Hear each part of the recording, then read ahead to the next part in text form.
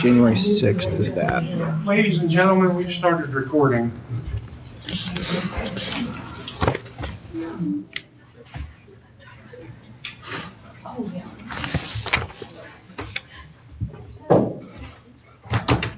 Everything got quiet when we started recording.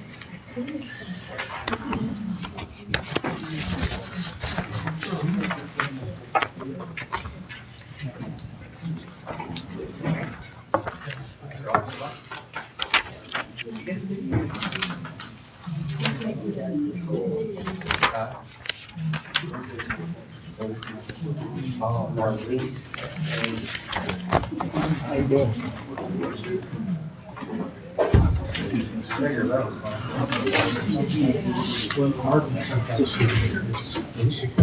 Oh, that's not what it's happening. How are you, Cal? What you been up to? That's, okay, that's the part, I knew, I was supposed to. Okay. No, that should be. When I put the whole in, when I put the whole in, it's all budget transfers, that's not the cash. That's all cash in them. That is so far different than what our first numbers were. Yeah, it's way off. I didn't know what they were thinking. Yeah, I mean. I just knew, I knew I had mine Yeah. free, things, Yeah. and I saw that one, like, no, that's not. So, I didn't know what that was. Yeah, you It has a called about resolution, on that. slash authorization, so I'm not sure what that. I still don't know. But I'll say, Increase, I don't think it's gonna be. Yeah, that's for You know, transfers, okay, then that's good. It's just this I'm link. going to assume that that's what they employ in the summer. Me too. You know, I don't anticipate these being great jobs.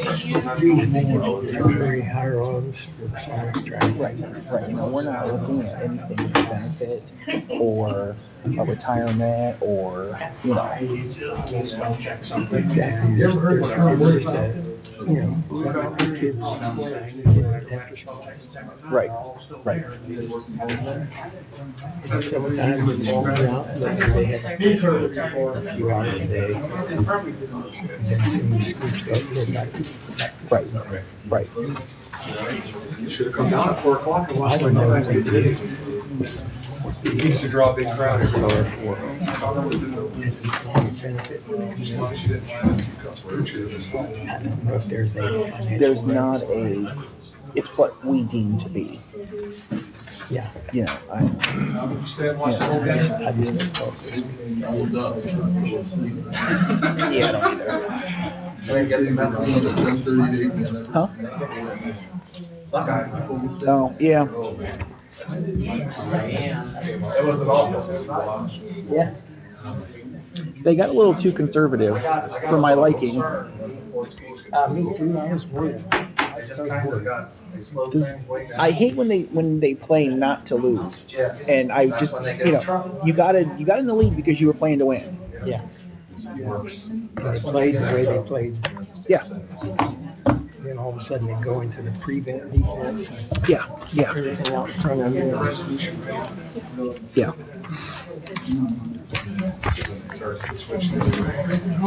Evelyn's on a whole lot of stuff and I'm not seeing her here. That would be a correct assessment. Sending the stuff, and I got like 2 Yeah. pieces, and then an hour later, I got If- 2 more. And If she doesn't, you know, because we got quite a bit prior to that. yeah. If the chairman's good with that, I'll probably, I mean, I can say a little bit anyway.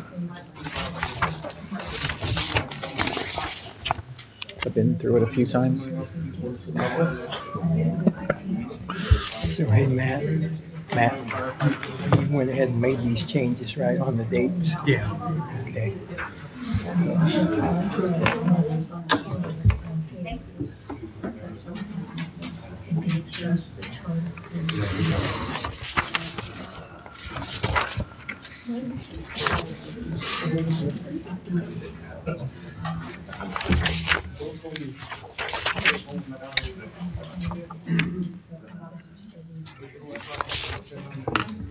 We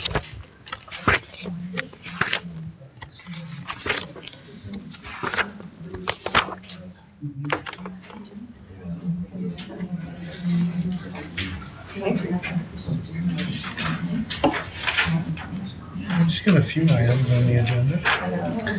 Yeah, this will be a long one.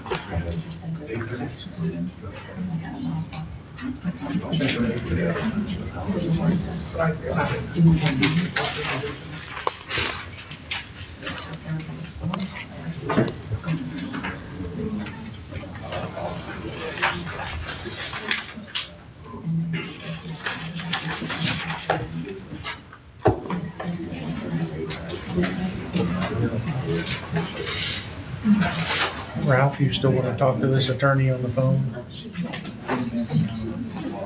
No, we've got this right here. So, Okay. yeah, he's probably not gonna tell us anything different from what this is. I don't even think it's proper. I don't even think it's proper to do. I'm not gonna lie, I don't either. I mean, you know, one, we have no idea who is on the other end. He's never been here. Yeah, because we don't know what his voice sounds like. Matt does. We've talked to him on the A phone. couple of times. Most of it's been emails. So, yeah, I don't think we need to talk to him. I'm just trying to come up with solutions to help you guys in any way I can. I'm with you though. I think somebody needs to be here because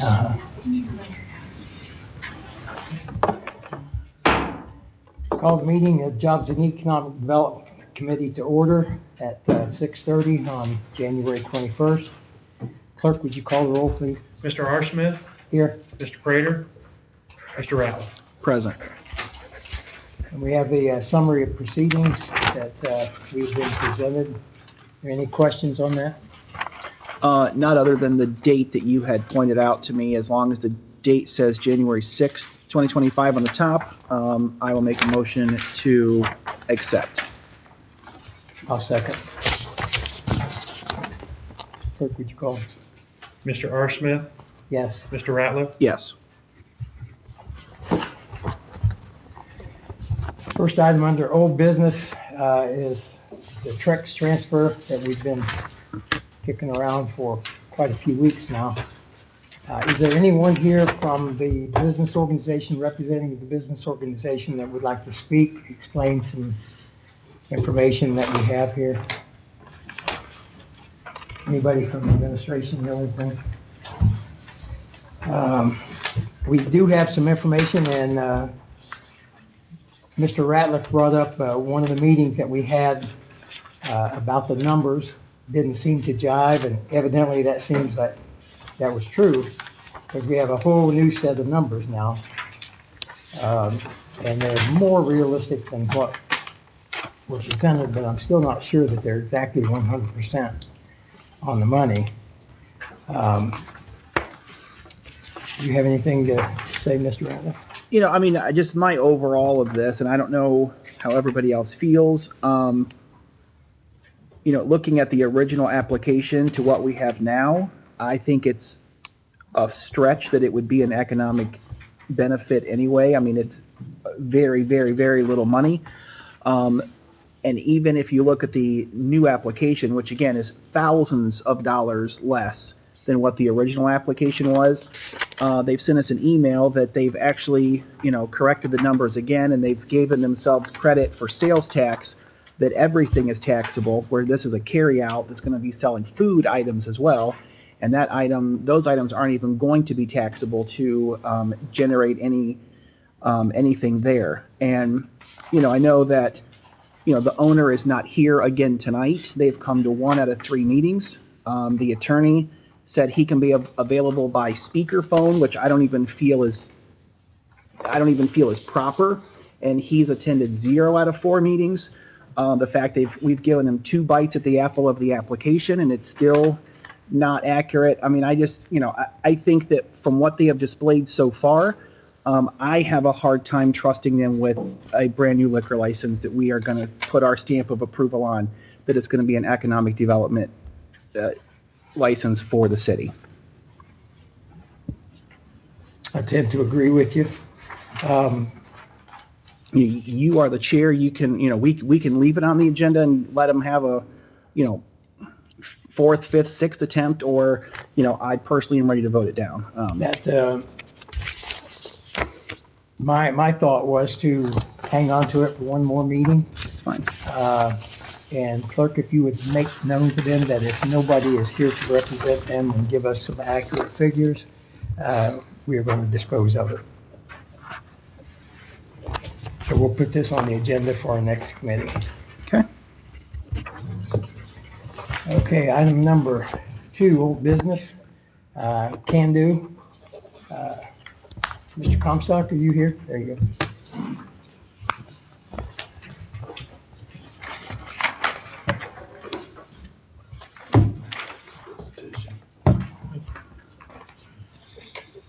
Thank you.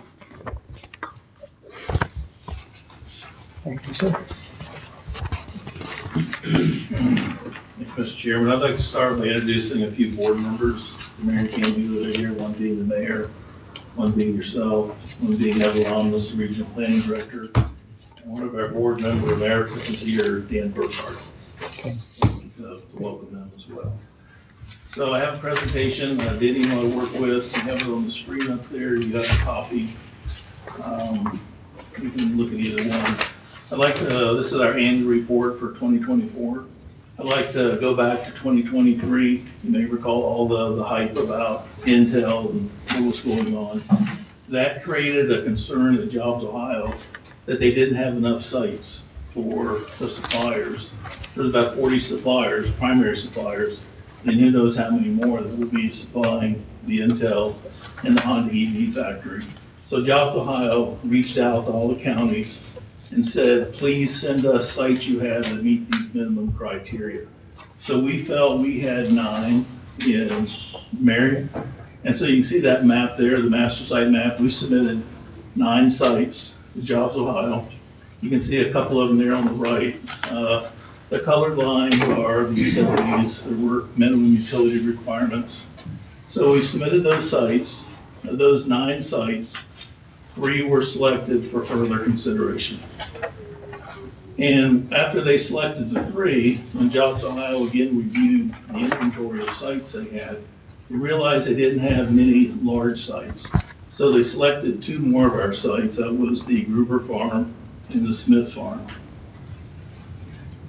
So, okay, next slide there. So that puts us up into 2024. We spent most of early 2024 spending a lot of time contacting landowners, meeting with them, meeting with utility companies. One of my earlier meetings, I brought in the manual of the Jobs Ohio requirements to prepare sites for authentication. So we spent about 6 months working on that. May 23rd, we were notified probably in the spring that Jobs Ohio and their consultant would be here on May the 23rd to do a mock site visit. They wanted to make sure, is a community ready for a prospect to visit the community? Because they don't want to bring a big time prospect to the community and have us flounder around not having all the necessary documentation ready. So you can see in that slide on the left, we had banners, 4-foot by 6-foot banners, made for each of the 5 sites. There was a picture of the site. It was taken about 100 feet above the site. A building was mocked up on how it would fit, retention pond, parking, and all that. And on the right, you can see we chartered one of the city buses to take the consultant and a few other people to each of the sites. I thought what I was most impressed with is that center slide.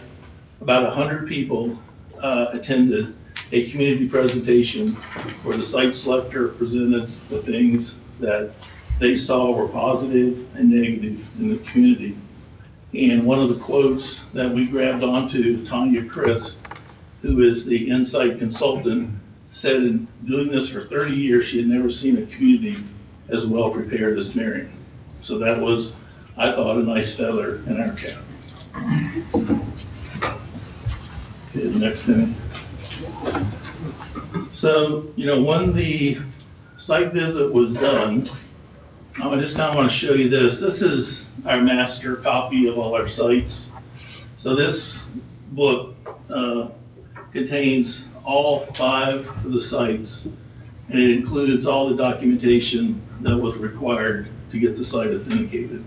So for example, if somebody came in and they said, we like this site, can you send us information on that site? We have information in this book. For example, it would say there's 1 megawatt of electricity being currently used at that site. There's another megawatt of excess capacity, and there's a signed statement from the utility company verifying that utility is available. And that was the detail that we had to go into. So we're done with this now. We're still completing some of the studies. So when that was done, now Jobs Ohio sent us an update and said, okay, your 5 sites, we're ready to move forward with those. So there's some of the studies that we're doing to finalize the site. You know, the phase 1 studies, the geotechnical studies, the archaeological studies, those are all currently being completed. And those are about $25,000 per site that we're paying to have those done. And so people are looking at those sites, but the one thing I wanted to point out to you, at the corner 98-309, the old Frontier building, that's an outline of a developer that is currently in the process of purchasing that site and developing it. We're working with the city on the possibility of using the city lift station that's on 309. Okay, next in. So what's next for 2025? We're going to continue to develop those sites. The 2 that show the most promise, that were the farthest ahead, are the 2 Roberts sites on the north end of Carolina Parkway. The environmental studies are being completed on those. Those screenshots at the bottom are from Jobs Ohio's website showing authenticated sites. Now, our sites aren't listed yet because they haven't been officially authenticated yet. We still need to submit the engineering studies, and we're trying to wrap those up right now. So once a site is authenticated, that means that that site has been fully vetted by Jobs Ohio, and they market the site worldwide as prospects and site selectors ask for site information. Okay, next. So what is Can-Do doing to sort of meet that higher level of expectation? We've never developed our sites to this level where we've had that kind of detail. So the Can-Do board thought last year we need to have a board retreat on how we get the, how do we act so that we're also functioning at a high level as well. So we came up with an action plan that has 5 strategies, and those 5 strategies are listed there. And then we have tactics. And as I mentioned last month, or last time I was here, I'm asking the Can-Do board to check off those tactics as we complete them during the year. And then at the end of the year, we can evaluate ourselves. On the right side is a screenshot of a Columbus Jobs Ohio site that we do business retention expansion visits. So about 70% of what we do is keeping the existing businesses here in the community and growing. And one way we do that is we meet with them regularly. So you'll see in that business retention expansion tactics, we're doing about 40 of those a year. We enter that data into that database. Jobs Ohio does hundreds of those a year. Then they can evaluate the performance of the business community and what their needs and wants are. So that's my annual report. If you have any questions. All right, thank you, appreciate that. You have any questions for me? I don't. Anyone in the audience have any questions for Mr. Comstock concerning Can-Do? Any? Oh, yes, Mr. Rollins. Just one question, I guess it's more kind of formal nature, but I seen the 2 sites, the Roberts sites would be serviced from Ohio Edison on the Roberts 138 kVA. Do you know, like, what kind of capacity that line currently has? Yes, I have that in this book. I mean, I can meet with you later and share that information with you. Sure, yeah, thank you. Anyone else? Yes. Mr. Burkhart? I appreciate your support for Can Do in the past. You know, I've been at this for 33 years now. Believe it or not, Can Do's been around that many years. And Can Do has had a lot of nice accomplishments over the years. The issue is it changes. The environment is constantly changing. And you know, the types of businesses now are extremely complicated business, are extremely advanced, and the requirements are a lot different than what we had in the past. But the work that Can Do did last year in finding and preparing sites is extraordinary work. We hope that it pays off benefits for us in the future. My purpose is to ask you to please continue to support Can Do. Can Do has had a lot of really great accomplishments over the years. You look at the dual rail park, you look at the air park out there. There were some other businesses that were created as well. And I will report to you that in all those years, the businesses that we brought here, we've only lost one of them. And that's pretty extraordinary. It wasn't one of the bigger ones. But as we look out into the future, we have some companies supplying Honda here in Marion. One of them makes fuel tanks. The emphasis now seems to be on battery-operated cars. I worry about that business continuing in Marion. And the goal is that we have to continue to adapt and find ways to bring those businesses here that meet the new technology. So it's work that never ends, it's complicated, it's specialized, and I appreciate your support. I hope that you'll continue to support going in the future. Thank you. Mayor, did you have something? I did, I just had a couple of things to add to that. I took a little trip down memory lane or history lane today and reviewed the Can Do file that was given to me some time ago, back from its inception in 1993, and read the Constitution and bylaws and what it was all about, what it was designed for, what the purpose of it was. And I think what I learned, going through that is today compared to 1993 couldn't be any different than you can imagine. I mean, the way that they went after companies back in 93 is so different than how they go after companies today.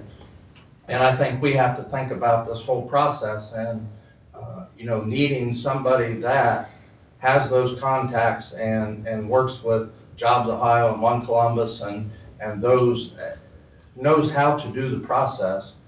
Certainly something that we couldn't do on our own. And if you look at the history, there wasn't a new plant coming in every year. It was, 3 or 4 years, and then something would come, and then 3 or 4 years something would come, whether it was Kellogg Parkway or Dual Rail or the Airport Industrial Park or the depot. Can Do definitely has a place in this community, I'm certain of. I think, don't just think of the Intel project. We just had an announcement last week about a military contractor that'll be stationed near Rickenbacker, employing 4,000 people. They're going to need parts and supplies too. So we're not just talking Intel, and the sooner we get ourselves ready and marketed to that group of people that need to see that we have, for me, the most important spots are the two we have on Kellogg Parkway because they're in the city. So that's just me being selfish, but we have 5 spots, but I'd like to see those 2 on Kellogg Parkway get utilized, and I feel very confident that they will. And if we go through all of 2025 and nothing happens and we're having this conversation again next year, somebody's feet will be on the fire probably. But I really think some good things will happen this year, and I hope the city council sees the importance of continuing to support Can Do. Thank you. Thank you. I know that we can't be responsible for the actions of other people and what businesses decide. All we can do is try to be ready. Give them what they need. They have to make the final decision. So to address what you said about next year, we can't control that. We'll have to address that if it happens. But, Casey, I believe you said that this is already budgeted money? Yeah. Correct. So, based on what was said here today, based on the fact that we already have the money in the budget, I'm in favor of sending this on to full council. I would just encourage us to have a full committee consideration in doing that. You talking Mr. Prater? Mm-hmm. Yeah. I don't really think it's necessary. I think that two of us can forward it to council, and Mr. Prater will have a chance to vote on it in council. It's our duty to forward or Correct. to do something with it. I'm just saying, I believe this is going to need full committee consideration. Because we've already forwarded the Marion Inc., right? Correct. I think we should give these people the same consideration.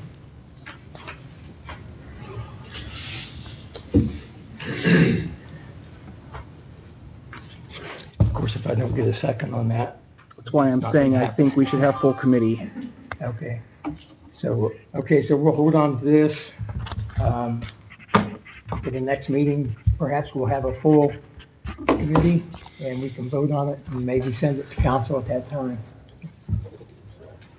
Okay.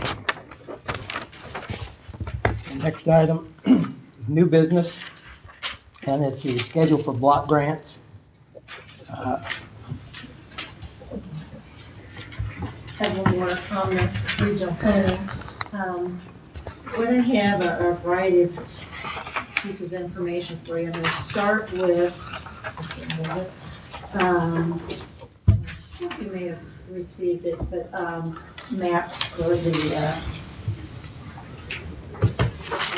census tract map. Printed out a bunch of copies on the hurricane area. And I'll leave these with the clerk because I'm not sure if the individual council people have them as well. But this is, Thank you. like how in the future we're about projects. The you guys want- development block grant program through the state, they had a variety of programs available. Oh, thank you. And so this will still count as its first public hearing for all of them. Normally, and again, those that are familiar, and I think it's quite about half and half now of those who have seen a block grant project process versus those who haven't. But we go through a process where we will select projects on behalf of the city to submit in June. And there's a whole citizen participation process that's required. It's required for the formula grant, which is the grant you normally get every 2 years. And provided we come up with 2 eligible projects and do everything, it's their kind of recipe, cookbook type of thing in terms of filling out the application, we would get that. Also, in the years that you are eligible to apply for your formula grant, you can also apply for more competitive programs. And then this year, and I confirmed with our field rep, the city of Marion as a whole, for the first time, is over 51% low and moderate income. They use American Community Survey data, and that's kind of on a rolling 5-year period. So this particular one that they're using now shows the city to be 55.1 or something like that. That means that anything you do that services the entire city would count as benefiting low and moderate income people. Usually for projects for block grant, they have to meet one of 3 national objectives. And most of their programs really just focus on 2 of those national objectives. One being benefiting low and moderate income people. It can be on an area-wide, like let's say the census tract, that's why I've given you some maps, or even a block group within a census tract. is low and moderate income, and therefore we can do things there. Or it can be direct benefit to low-income people. Maybe it's, at the household level, or limited clientele, like the homeless or battered spouses, disabled adults. Unfortunately, disabled children don't count, but these are elderly, senior citizen, people presumed to be low and moderate income. So they're like a class that automatically gets presumed to be LMI. The other group is slum and blight. And again, we can do it in a spot slum and blight, which means that some structure is so bad that we can go in and pick just that property. Or it can be area-wide, where we can say we've done either the infrastructure survey in a particular area or up and down the street and prove that over 51% of it is substandard. So those are we tend to do a lot of infrastructure type projects, so it might be streets, sewers, parks are good ones. Sometimes we'll do things at the senior center, again, that kind of hits that limited clientele. Let me see, this is our first, of me kind of kicking it off. I will have an actual public hearing where I'll talk a little bit in more detail at the council meeting next week on the 27th. That will count as our first official public hearing. I'll get signatures, etc. Then we'll go over, come across the street with regional planning. We'll start what we call CDIS. It's kind of our community strategy planning. At this time, I'll have given all the council people, any citizen who's interested, the administration, some pre-applications. Ultimately, what we want in those pre-apps are, what's your project? Who do you think it's going to serve? Like, is this something that only one little neighborhood might serve? Or is this citywide or something? And that's mainly so I can make sure I vet it out in terms of its census data to make sure which category, if it's low mod or not. And then an estimate. It would be a third-party engineer's estimate. That estimate needs to have two things. One, that it's subject to federal prevailing wage rates, which are Davis-Bacon. They kick in for anything over $2,000, so it's a little different than state. And that estimate is presumed to be good in 2026. So we don't want like today's numbers, we want next year's numbers. We'll apply in June of this year in 25, and by the time we get awarded, we're doing it in 25, 23, 26, 27. So we want to know that estimate is in the ballpark. And that's, when push comes to shove at the end, when we do get the grant, we'll have to bid it out anyway, so this is not somebody's actual bid. Again, that's why I tried to have it be a third party, because somebody that is a contractor that provides it, then that kind of rules them out from being able to bid on it when we do it through that. So we're fortunate right now we have, staff in place that can come up with estimates and stuff to assist the city.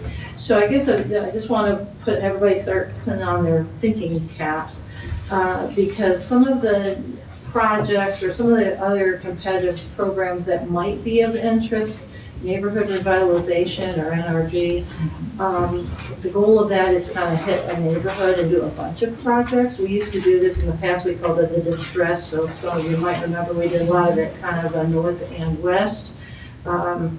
We're able to do Randy Winfield Park, a bunch of sidewalks, some sewer on Creston, things like that. We did it again in the Lodo, where we'll do a lot of the sidewalks, this little brick road behind homes, and then fix the roof on the rec center. So the neighborhood revitalizations are good when you're doing kind of a little bit of everything. You can get up to $750,000. Again, it has to be a low-income neighborhood, but quite a number of our census tracts are. The other one is called critical infrastructure. If you have something that's on the verge of failing, this might be the time to try for that. You can get up to $500,000. We have to show the engineer's estimate and analysis that it is on its last leg. When we were in LaRue, we were able to say, if that water tank went out, there goes the water for the village and they don't have enough for fire service, whatever, or this road is the only thing that crosses from here to there, sometimes you get a little creative writing. But we did it on the fire station, because at that time, if you recall, the floor was so unstable that we couldn't house the ladder truck. Well, without the ladder truck, we can't do the tallest buildings, which happen to be downtown. So,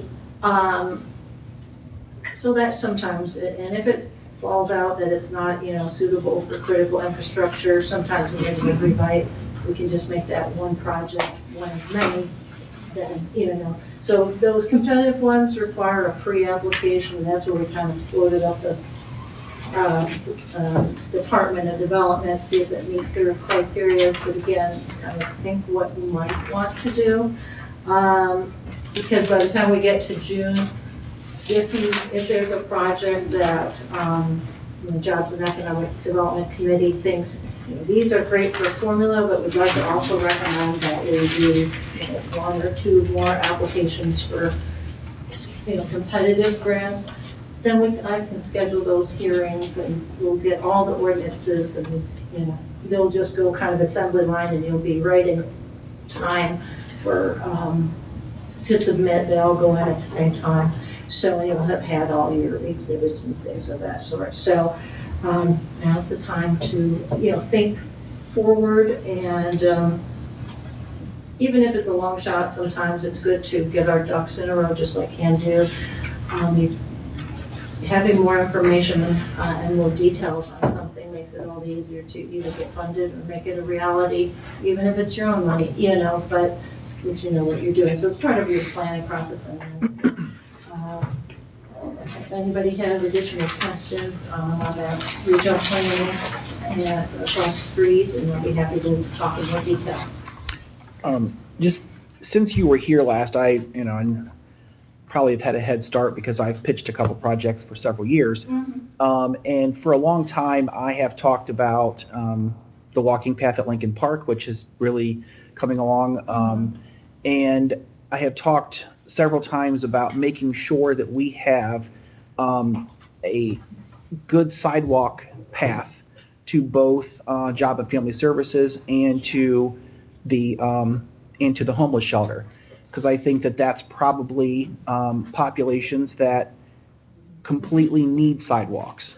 And we don't have a complete sidewalk grid getting to those locations out into the city in all directions. And so with competitive grants, and I know we have done this in the past, where we kind of leverage grant money against grant money, and because we get a grant for, so let's say Lincoln Park, we can leverage that as money we are investing to get additional points to get grants elsewhere.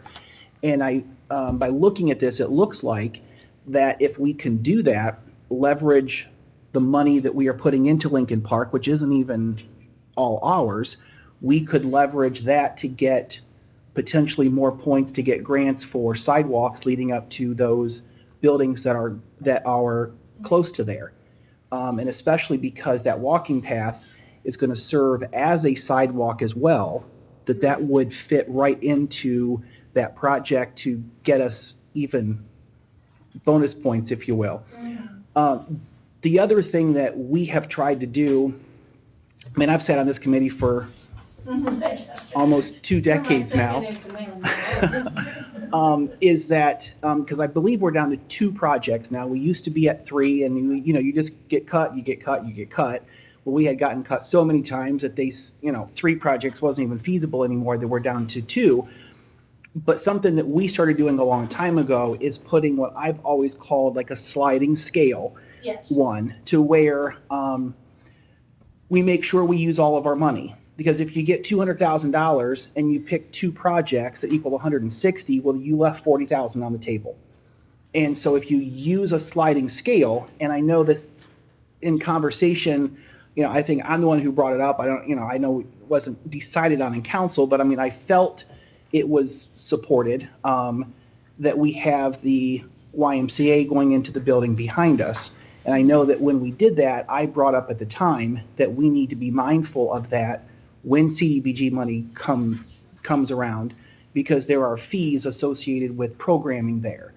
And that CDBG money can be used to cover all the fees to where it's free to the actual public, although there is payment being made, and it really doesn't come out of the city coffers if it comes out of grant money. And that could be our sliding scale one, to where if we picked another project that was X amount of dollars, then we just have the remainder to go there to make sure that we spend every last dollar of the grant. Sure. No, And that's that's- good points that you brought up. That's what I've, thought of since you came up, and Mhm. Good point, good point. What is the maximum dollar? We will get $202,000. We usually have about, 30,000 of it comes off for admin, and so that leaves us about 160-ish, or whatever it is, for projects. Does that include the critical infrastructure, or is that a separate? That's a separate one. That's a separate one. So, that's just the CDBG money that I'm Yeah. saying we can leverage against other ones. Right. Because you have, for a lot of other grants, you have to have significant investment. And if we use grant money for that, I mean, it's good. So, for example, what the county got, and this is why I have anxiety dreams a lot lately, but, but the county, we were able to get their regular formula grant, which for them is a little smaller, 150,000. With the help of Access Engineering, LaRue got, $750,000 neighborhood revive grant. Prospect had tried to go in for critical infrastructure for some street work, because really that's all they wanted it for, and they said, no, it's not critical enough, so they converted it to a neighborhood revitalization, and they got that, so we did the street plus a bunch of oddball things, streets, because when you're doing a street, you're doing curb, sidewalks, gutter, it kind of falls into different categories, even though it's really the same, space. But, so we were able to throw in, parking lot and utility lines, whatever. But, they got that too, so they're getting this big old giant grant agreement that's like $1.some million just for the formula grant, because all of them get thrown out of the same grant agreement. Plus they got the CHIP, the city and county CHIP, which was another 750,000. So like, we hit the jackpot there across the street. And we have applied for things and not gotten it, but again, sometimes when you reapply and tweak it the way they want it, then it worked. And I don't see any reason why that couldn't be the same for the city, especially since, so in my mind, again, neighborhood revites, we have a lot of neighborhoods that are organized. With that, you have to have a lot of community meetings, but we do have several neighborhoods, or we have enough time to set up those community meetings, but you're already in contact with a variety of people, and particularly like downtown Marion serves as kind of your neighborhood head for some of the more central areas. But also the things that might, like water and sewer, in your case, that sanitary sewer or storm sewers, those are big ticket items. $750,000 come in pretty darn handy, Yeah. should you be able to get it. And and most of the city being eligible, it's worth at least the old college try. So. Anyone else have anything from the audience? Questions, comments? City? Having not been through this before, I know Mr. Ratliff's been through it many times, but is there anything that you need from this committee tonight? Just that you'll have to put up with me for a couple of meetings. What I'll do next week, I'll have the more formal, an actual public hearing, in the newspaper and everything. Okay. And then when the applications come to regional planning, we're gonna first take it to regional planning, not regional planning, make a recommendation to your committee. You'll have opportunity here to get potential applicants, as well as the project yourself.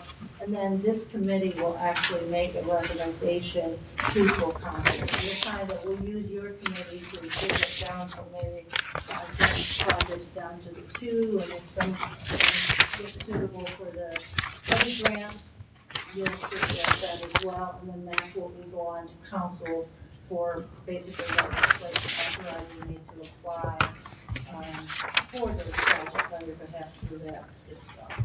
So we're trying to run all that project come through. Any project that doesn't make it, doesn't mean it goes away, it just means it might another year for that. Thank you, appreciate that. Okay, so move on to the next item. New business, item 4, would be Marion Downtown Inc., I believe. We have a representative here. Alan Wilson, Downtown Marion Inc., 267 West Center Street. Thank you for allowing us back again this week to present. A look back at 2024, we were able to put on 19 events roughly throughout the season of 2024, all from a wide range of free events to some events that were a ticketed event. Many of our ticketed events all sold out. So this year we've had to expand on those. Our largest one is getting ready to kick off in a couple of weeks. It's our chocolate walk. Last year we had 150 people show up. We sold out that event. We actually had to turn a bunch of people away at the door. So this year we have upped that to 300 people. So we're hopeful that on February 8th, it's a Saturday, we'll have roughly 300 people walking through the downtown and going in and out of the establishments. We have also, throughout 2024, we welcomed 19 new businesses. I've got it marked down as 20 with Taco Central. They are officially opened up as of this last week. They're waiting on a few final inspections at the end of 2024. Holiday season kind of got to them. So we were able to welcome 20 new businesses, which is another great task in filling our downtown. We just continue to push that we are welcoming them. We need to continue to make sure we're patronizing our local establishments. All of them are a wide variety of, we've now got a pet store in the downtown, so that's been a huge kick that you can bring your dog downtown. They have a beauty parlor in the back. You can go in the back and wash your dog and leave the mess, and they will take care of it for you. So that's been, they posted some pictures the other day of somebody brought a husky in. And if you knew anything about a husky in their winter coat, it was absolutely horrendous looking, but they took care of it all, and it's that final fee. So we are looking at some structural redevelopment projects in 2024 and 2025. The Lydia project on the corner of Main and Church, Main and Church, is finally getting its storefronts installed. They were receiving some state and federal tax credits on that building, so you got to make sure you follow through suit with checking off everything they need. But they're finally getting in there. Connect Co-work opened. Someplace else is revamping the whole outside of their building. They went through the city to ensure that they were doing that correctly, and that they should be finalizing that once spring gets here and they can finish up some tuck pointing. And then remodel of the former Whitey's into Fable Bar & Co. That's one of our newest establishments in the downtown. If you have not been in, I highly recommend stopping in. It's definitely not the former Whitey's building anymore. We are getting ready to, Downtown Marion Inc. was chose for the Heritage Ohio Main Street Conference to host the first quarterly training. This is the first time we've ever been asked to host, so we're going to be welcoming all of the Ohio Main Street communities to Marion on February 18th for an all-day conference. So it's a great honor to be able to host. We've sent out invites to all city council as well as city officials. So we're excited to be able to bring all of them here and show them the great revitalization that we've taken part in our downtown.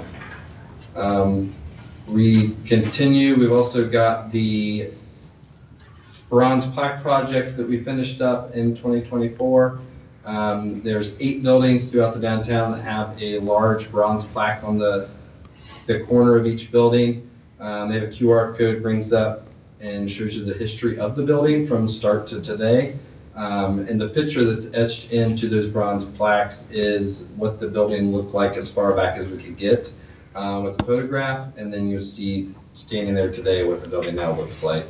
2024, we also started our arts project. We are still finalizing some of that, and we're hopeful that that will be finalized and installed here in 2025. Thank you. Question. Oh, go ahead. Every year we hear how many businesses came. Yep. We never hear how many left. How many left? Yeah. So,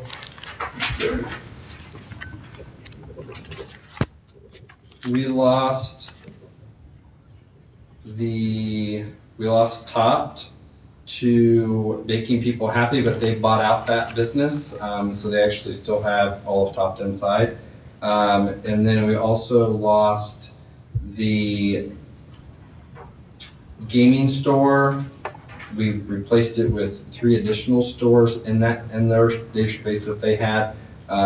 They downsized. They had a location here and a location in Mansfield, and just went to that location in Mansfield for staffing purposes. So this year we lost 2 businesses. Yeah. And a Taste of Memphis. Taste of Memphis is gone, and that building is just recently sold, so it will hopefully. Okay, so we're plus 16 for the year. Yeah. Okay. I have a question, based on the statement of activity that was presented. I see that you have a net operating revenue loss, $30,796. How did that come about, and what can be done about it? That is a combination of lower sponsorship for 2024, as well as we were paying myself, as well as we had an economic developer that we were paying. We've transitioned to 2025 with just myself as the only employee. We no longer have a 1099 employee. He was writing our grants. I've wrote several in the past, so I'm going to continue on with writing the grants. And then we've also got a few board members that are also going to help. So it'll save us. Okay, all so the you've wages. taken steps to make sure that that's Yeah. good. Yeah, and they're projecting a profit of 13.3 this year. Yeah. I just wondered how that happened last year. Yeah. Now, we've already sent this on to full council. Yeah, so, in my opinion, the resolution of support is separate from the presentation, and I think we should probably have the presentation before we do the resolution of support, and we did it out of order last time, and that's our fault up here on the committee, and so it's already on council's floor, your resolution. Okay.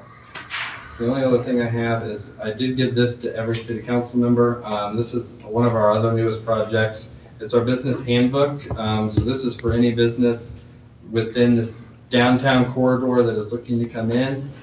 This will help them with what applications they need to file for signage, sidewalk permits, who their utilities need to be, who's in charge of cleaning the sidewalks out front of their establishment in the winter months, who's in charge of leaves, anything like that. So this has been, we took off to Delaware for a day down there, and we brought this with us, and they had, why don't we have one of these? So they were quite impressed with ours, so they're actually making their own in Delaware now, so. Yeah, I read through that, and it's very well put together. Anyone have anything? Thank you very much, appreciate it. Okay, moving on to matters not on the agenda. Does anyone have anything as far as matters to be brought before committee? Anyone? Any other matters? Seeing none, meeting's adjourned, 7:17 PM.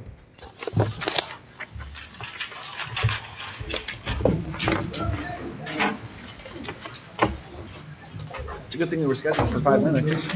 Yeah. Yes, sir.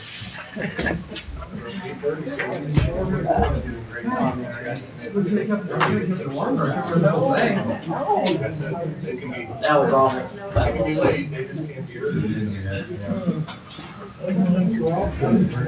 Three is.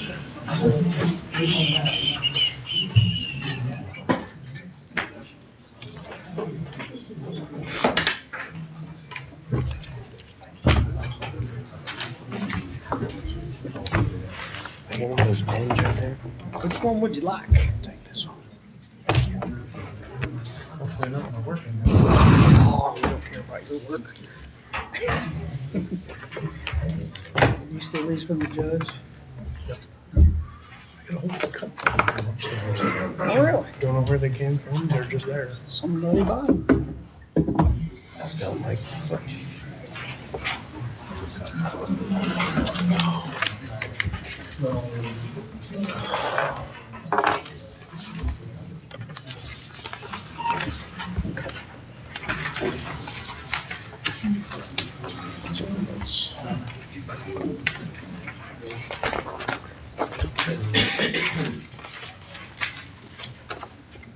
Are you ready?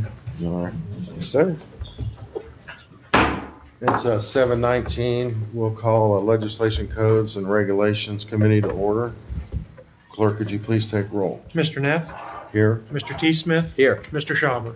Here. We have minutes from January 6th, 25. I move we accept as submitted. I will second. Clerk, could you please take roll? Mr. Neff, Yes. Mr. T. Smith, Yes. Mr. Schauber. Yes. Old business item number 1 is the Trex transfer. So I guess we're gonna move this to the next meeting, I suppose. Unless we want to have a discussion about it. Do you want to drop it? I would like to dispose of it because Okay. who is the leading committee? Will it be from Jobs Committee, pass it to us, and then we pass it on to council? Because at some point, we have to draw a line with enough chances. So, yes, so Jobs would pass it to legislation. So is that a motion, Mr. Schauber? I want a motion, but I don't know how to make the motion, what we would actually be saying. Would we table it, or, because this would be a motion to deny the Trex? Or do we send it on to council with the recommendation to, Wait for job and economic development. we might as well wait. I mean, at some point, we're just gonna have to draw a line. I think next go will be it. I'll make some motion, it'll probably be wrong, but I'll make some motion to dispose of it somehow. Okay, so at this point, we're just going to move on from old I think business, that's- item number yep, 1. yep. Item number 2, new business, item number 2 is discussion of House Bill 315. Man? Mr. Schauber. Yeah, and I want to keep this as brief as I can. I guess my sole purpose of the discussion is to really understand what kind of a burden it puts on. I believe this is specifically to the police department and a video record that someone may request. Because my initial thought is I don't like it at all that we're charging a fee for information, but before I cement that thought, I want to have all the information of what kind of a burden it causes our police department. Chief. Mr. Chairman, well, first of all, we haven't implemented any changes after the passage of House Bill 315. House Bill 315 was amended in a lame duck session. This proposal came from the Attorney General, and it was passed, signed into law by Governor DeWine. So the answer to your question, I have the answer. Since November, of all the body cam requests that we've gotten 4 from civilians, and the others come from people, commercial organizations, by and large, who seek to monetize off of the body cams.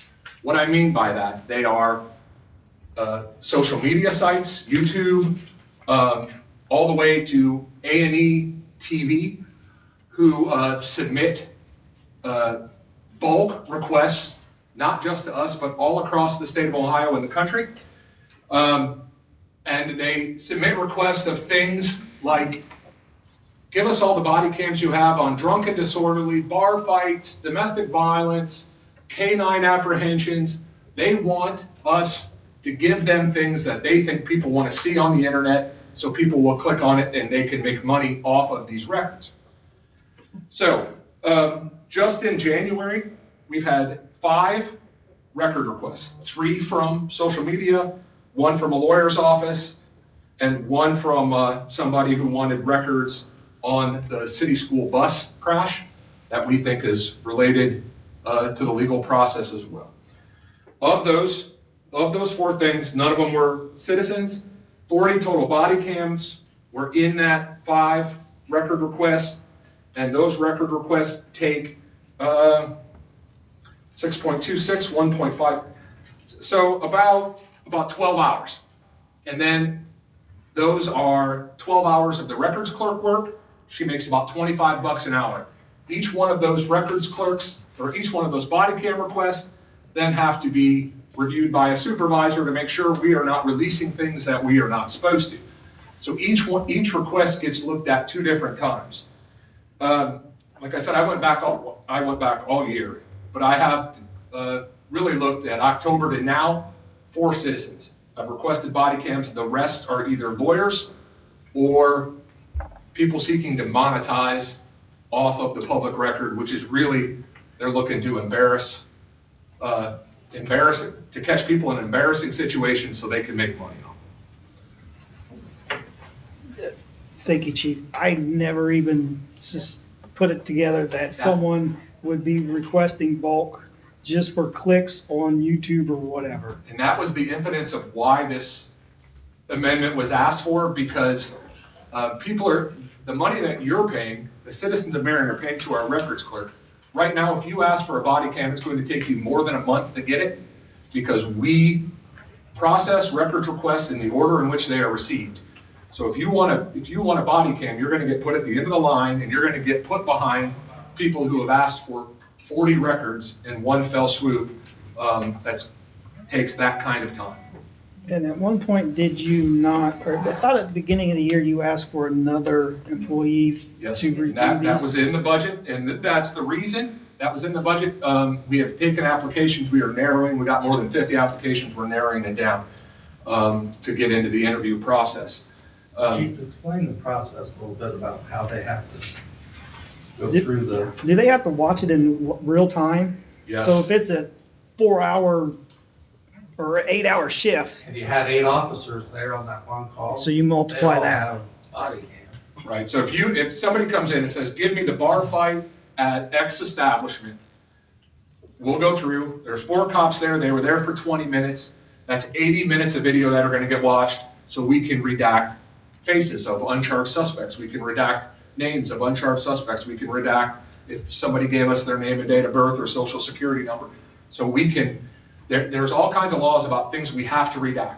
So then the clerk will have to watch all that and redact it. And then Major Schaefer or somebody Major Schaefer assigns also has to watch them and redact them, to make sure that it was done in compliance with the law. So it is a major undertaking. We have taken some training about how to implement this law. Once we get ready to do that, it says now that we can charge up to $75 an hour, up to a maximum of $750 per request. But that's not the best practice training we got. The best practice training we got was actual cost. How much does this actually cost? So we're not, if it costs us $35, we're not gonna charge $70. And it's still capped at $750 regardless. Regardless of how much it is. Okay. Now, Chairman, may I? Mr. Schauber. Sorry. In this day and age, we do not have technology that will zip through and redact stuff for us.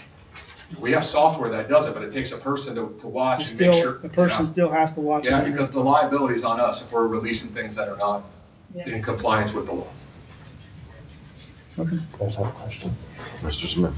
I'm not saying that it should be free, but is there a way for it to be free to citizens, but not like corporations? I think that might be a question for the law director, but I think that we would get in trouble if we treated one citizen, one request one way and a different request a different way. I think we run into a problem. But I do know that the media, the so-called legacy media is going to try to change the law in this next General Assembly to give them preferential treatment. But that's, my advice is to let the General Assembly deal with that. But that makes sense. I mean, if we only have 4 citizens, Oh, yeah, I agree. they're not the ones causing us the problems. Right. And one more thing. Mr. Schauber. So, if I read House Bill 315 correctly, so you guys already redact the videos regardless if someone requests them or not, correct? No, we only No. redact them if we give them away. Okay, because I thought I read that the fee could only be charged if someone wants to take a video, but they would be charged no fee if they came here and used their own device to record the video. That's not my understanding. Okay. My understanding is that that fee reimburses the cost of the redaction in and the work that goes into making it releasable.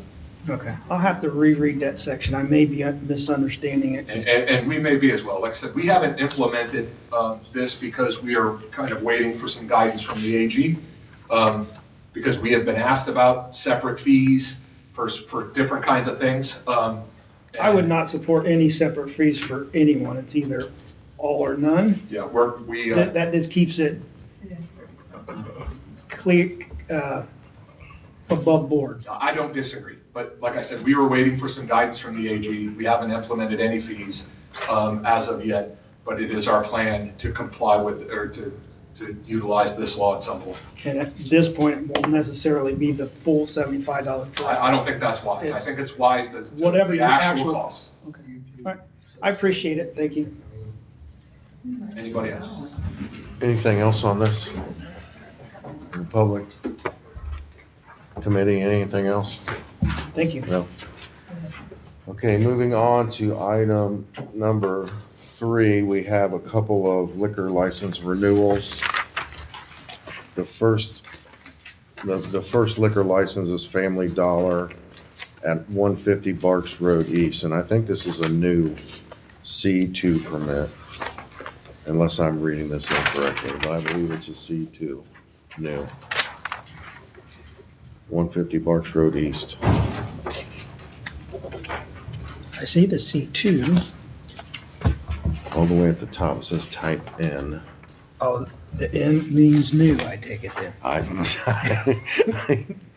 thought they already sold alcohol at that Family Dollar, but I could be Okay. wrong.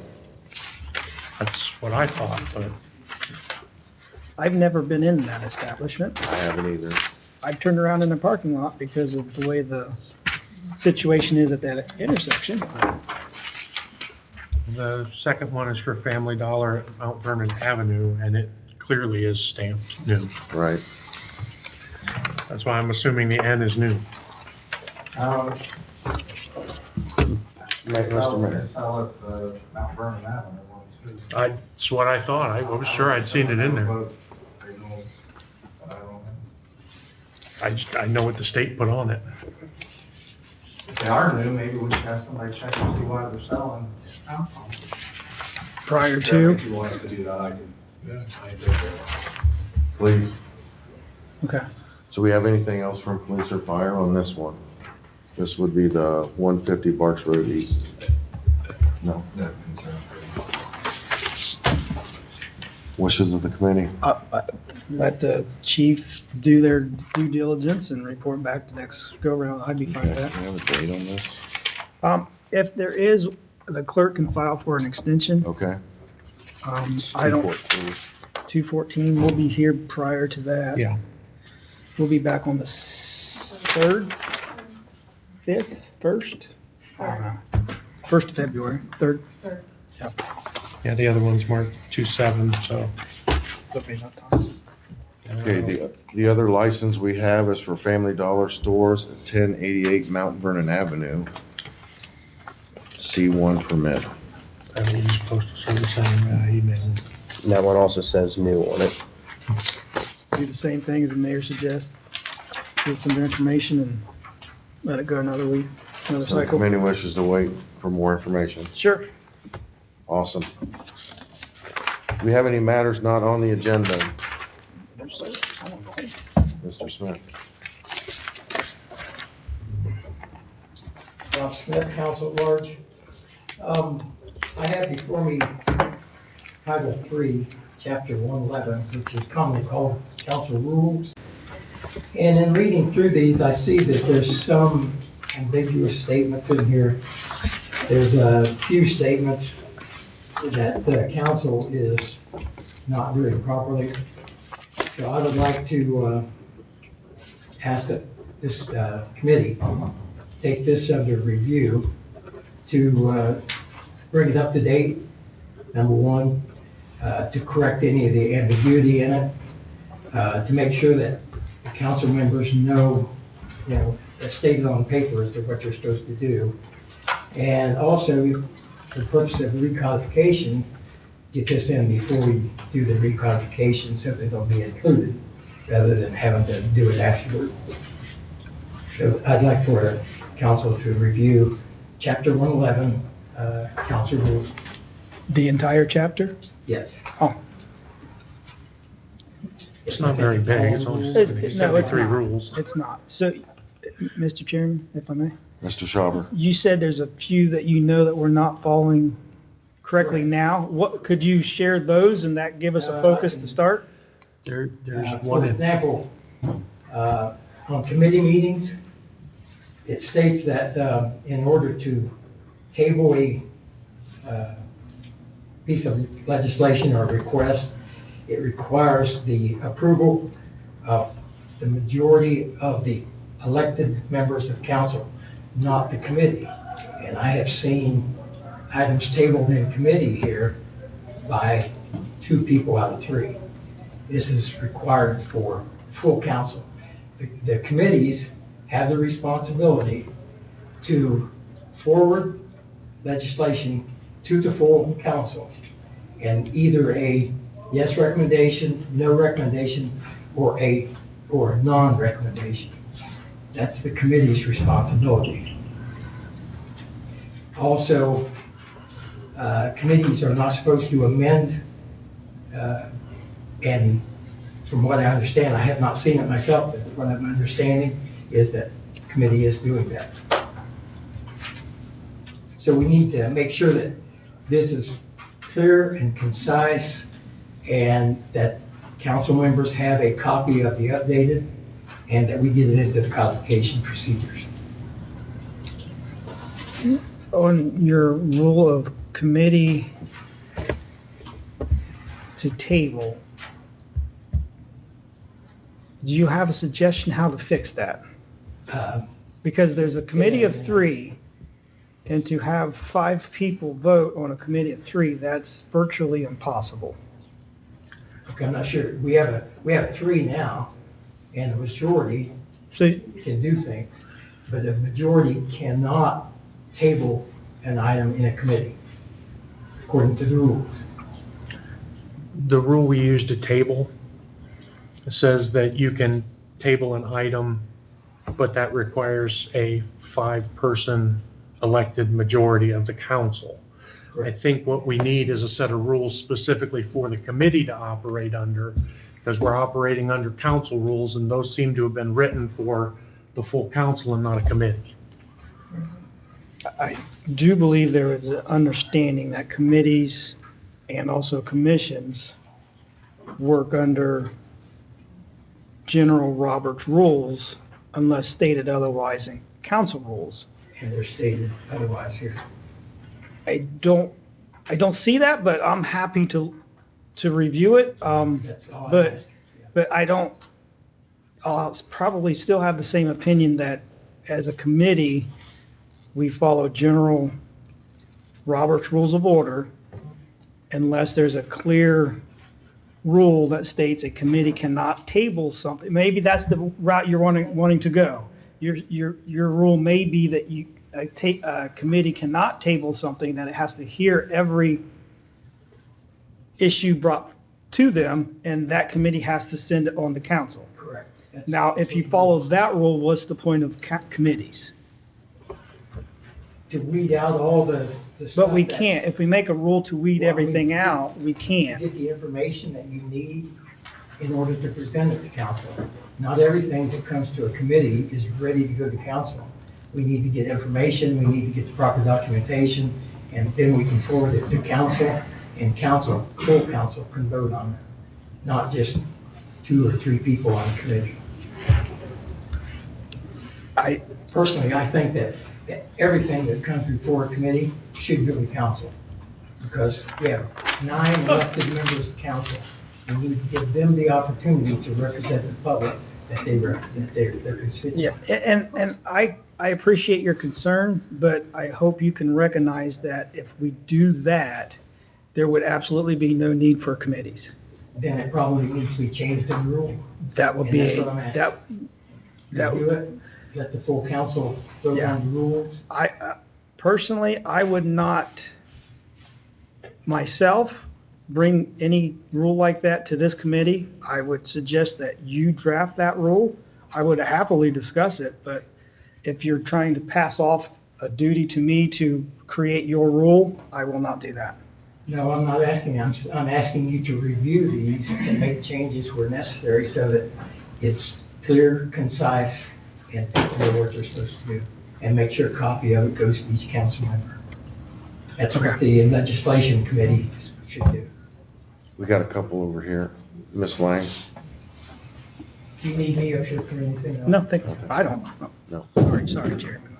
Talking a lot. Finally, Board for City Council. When I attended the O&L council back last year in January, it was brought, one of the things that they discussed was the number of people on council. And if you have a 9 council in your municipality, then there should be no less than 5 members on each committee. That's how you get the majority on that. If you have 7 members, then you can have 3. And because we have 9, we should have 5 people on the committees, and then that rule that he's talking about would work.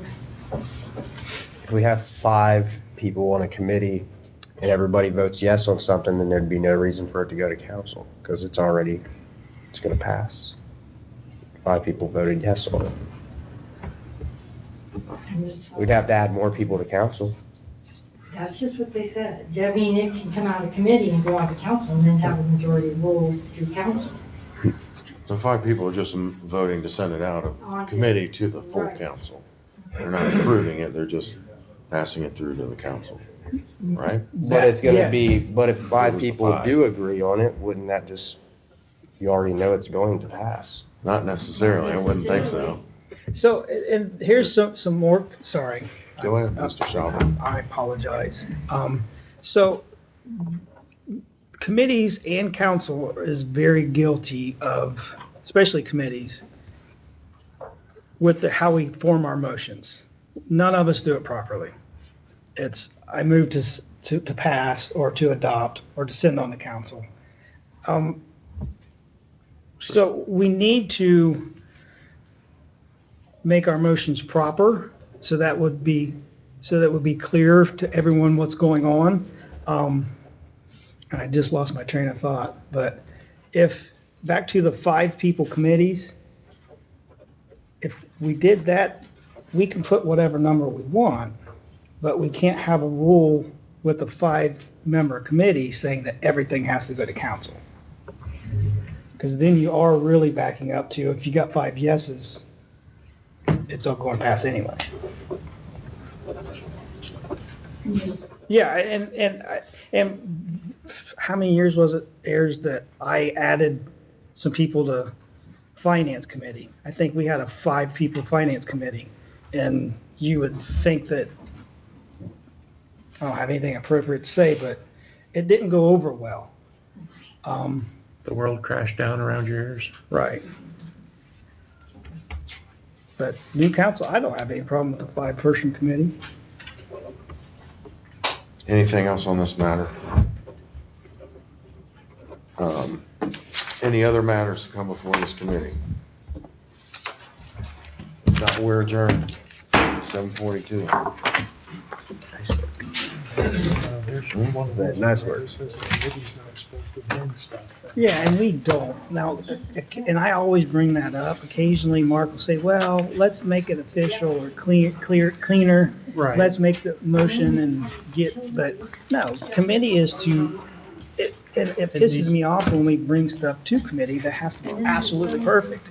Committee is to fix it, to draft it. That's what I thought. And it coming with, well, now it doesn't have ordinance numbers finally. It's not final. Well, and that's. And this why I is did proper, that, right. 'cause Who's next? Municipal Services, Thaddeus, Sean, and Twyla. Who's next? Oh. I could have just stayed there. Maybe. You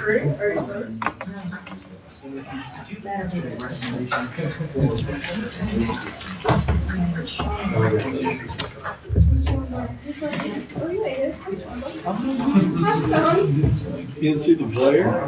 No, I didn't.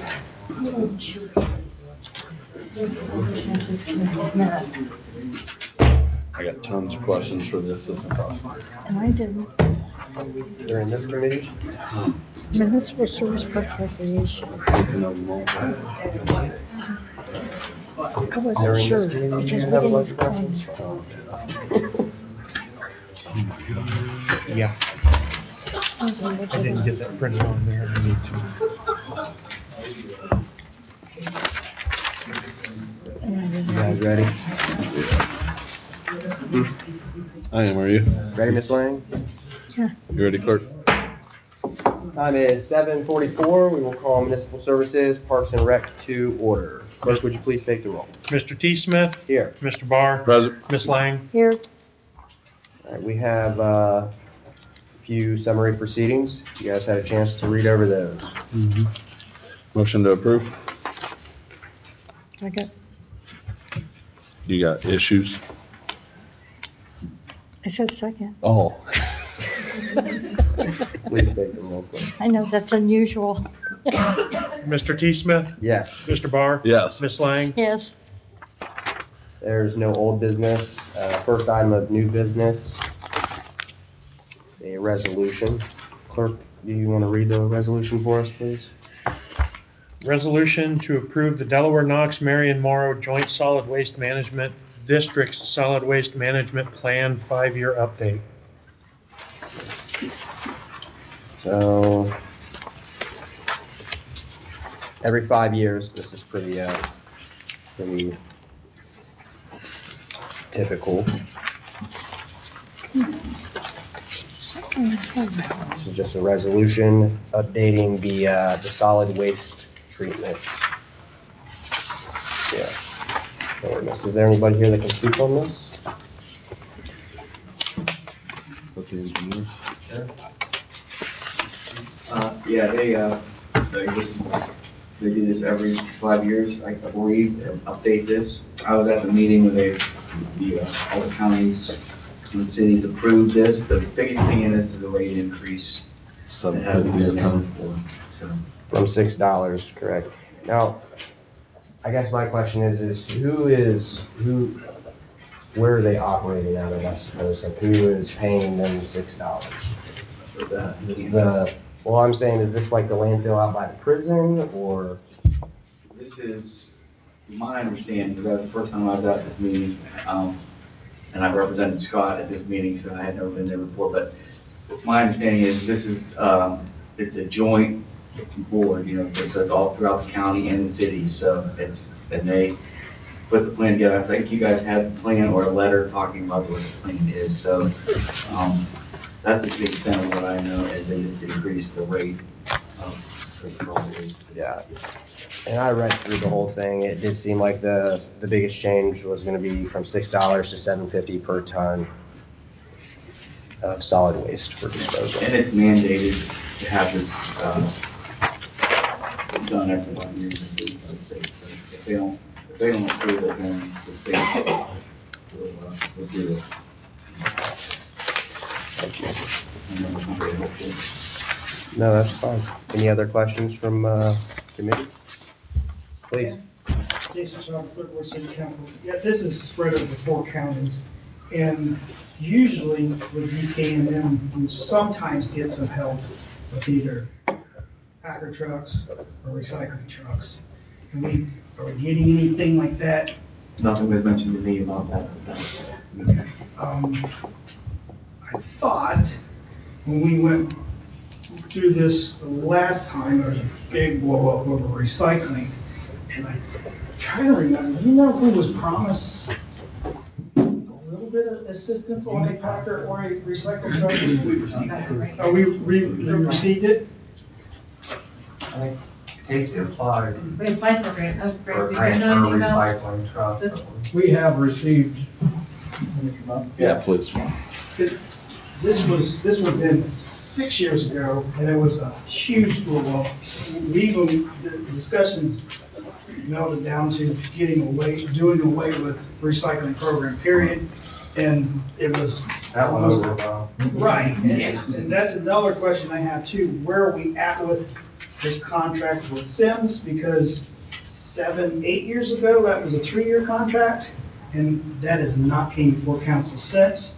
And it was, I believe it was $40, $50, or no, it was $60, and then it bumped up to another 70 by the end of the contract. I don't know where we're at with that. last I heard, the Sims was, I think, 40,000 a year, one meeting I come to, and we weren't paying for recycling. We were receiving money for a long time, and then they had to, when the COVID hit, Greg Mays, sanitation supervisor, forgot that. But as far as the recycling trucks, we have received help from DKM, and we applied for it, I think it's RC7 and RC8. There's the last two, and maybe RC6 too. We are currently applying with DKM and then in the EPA, this is on down in finance, to help with another one, because we're due to try to get another one. I knew that we was offered help through the threats of doing away with the recycling program, but we have not, as a city, received any return on collecting recycling. It's always been at a cost. Do we have any clue where we're at with that contract? Because I wrote some down, I can look. yeah, because the last I looked at, Valid through. It's either valid through next year or at least through this year. well, I questioned the validity of it, but it doesn't matter, because it was a 3-year contract, and I believe Bischoff was the public works director, and he went and signed a 3-year extension. That's what it was, and it was already done, we had to dig it up. Yeah, but still, if it's just through this year, we should be talking about it, and especially now we're talking about the plan with DKMM to know what our recycling cost is. 'Cause I believe, man, that was over a year ago that we talked, it was around Over a year, 70-ish, $70 a ton. I don't wanna, that we paid Sims to recycle. I don't wanna give that number because it's been almost a year. But Yeah, I'll dig that back up. And then the tipping fee will increase by $7, and that will bring the city to what? The increase. It goes up $1.50. $1.50 a ton. Goes from 6 to 7.50. We get discounts through DK. The city, when they cross the scales. Yes. An average person goes across the scale, it's increase of $7. Is that what? 750. It goes, $7.50, yeah. I thought it went from 6 From to 6 to 7.50, so an additional $1.50 a ton. On the recycling for the citizens, doing the recycling will take so much out of the landfill, so it does save them money by not having to pay for that to go to the transfer station and be shipped off. So that does help a big, large That's a amount. valid point. And we're looking to do more of that too. And I do not want to get in that conversation about whether recycling is a good thing. Well, that was part Yeah, of the I'm not. plan that was sent out too. We're supposed to strive to do so much of that to get it out. Yeah, that's part of the plan every 5 years. So it does help in that way, but I know what you're talking about as far as we're paying them to take it. Right. Used to, we got money, I believe we got money. Yeah. I'm not for sure how much it Yeah, was. it wasn't much, and I think China stopped taking cardboard and that kind of. Yeah, when COVID hit, it Yeah. shut everything down and it's been a mess since. All right, it's a one-year contract. It's up at the end of this month. And it was $73.98 per ton. 73.90, yeah, I thought it was coming due, I didn't know that we're really behind the ball, but we need to get something So from who- Sims, and also. So who addresses that then, if the contract's up at the end of the month? It would be the administration, but it always came through council. I want to remember, I don't know if Aaron remembers, if he got that deep into it, but that price was negotiated based on DKMM giving Sims a grant for processing. And then we were supposed to revisit it, but we didn't get there. The public work director at the time granted a 3-year extension, so I don't know if Sims got that. And then I don't know if their fire was part of the recycling. There's a lot of unknowns in that. The previous contract was from February 1st, 23 to January 31st, 24. Within this email, she sent me both of them. And this was last year. That was March 25th. that was an extension on an extension. The very original goes back to when Josh Daniels was on council. They look like, because she sent me the one before, they're all year contracts. Okay, so we must have done multiple 1-year extensions. And I know there was a 3-year contract. It was all the way back to February 1st, 21. So there's like, I have 4 sets of contracts that she sent, they're year-based. Okay, there's still some questions that if DKMM follow through on processing. Pertaining to this? Yes. Please. On your conversation about the fire, I believe it was their sorter that caught on fire. And that caused them to not be able to store, so they had to change things up, and that, they didn't want to go into revamping their sorter. Yeah. Because it was too expensive. Yeah, and I think whatever a sorter is, that was the piece of equipment they wanted to purchase. They ran all their plastics and all that through the sorter, and it was sending them to this place or that place, and they didn't want to go through. It would have been astronomical to redo it. So ever since then, they've done it differently. They've moved things that are across the street, where we're hauling across the street and dumping over there. They just ship all their commingled to one place and they sift it. Okay, thank you. Mr. Rattler?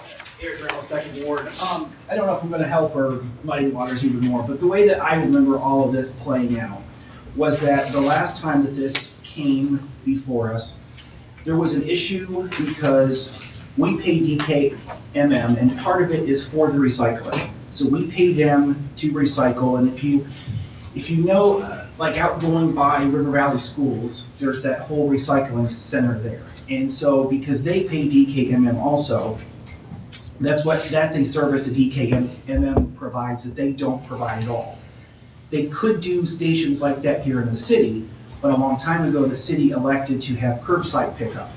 So we pay DKMM, plus we pay to do it ourselves and pay them for a service we really don't even receive. Then on top of that, because recycling was backing up so much, there were some news reports out there that recycling was not even being recycled. And because it was so backed up, they were putting recyclables in the landfills. So the issue on city council at that point is we are paying twice for a service that's ending up in the same landfill that we could have just Done originally. paid half the money to put through to begin with. Now, I believe that the recycling is not in the same shape that it was when we talked about this before, and I don't believe that that's still happening. But as part of that, DKMM did use part of the money that we were paying them to help subsidize the money we paid Sims. So, I mean, I think as part of that negotiation, we should probably try to put that in there, because, you know, we do pay for the service twice. And because we like to have it better than what that they did. But then, when we talked about doing away with the curbside, that was not a fun couple meetings. But, recycling doesn't happen at the blue bin. It happens way down the line. And, but, I'm not advocating for us to get rid of it. I was just, trying to provide the context as I remember it during that whole situation. Thank you.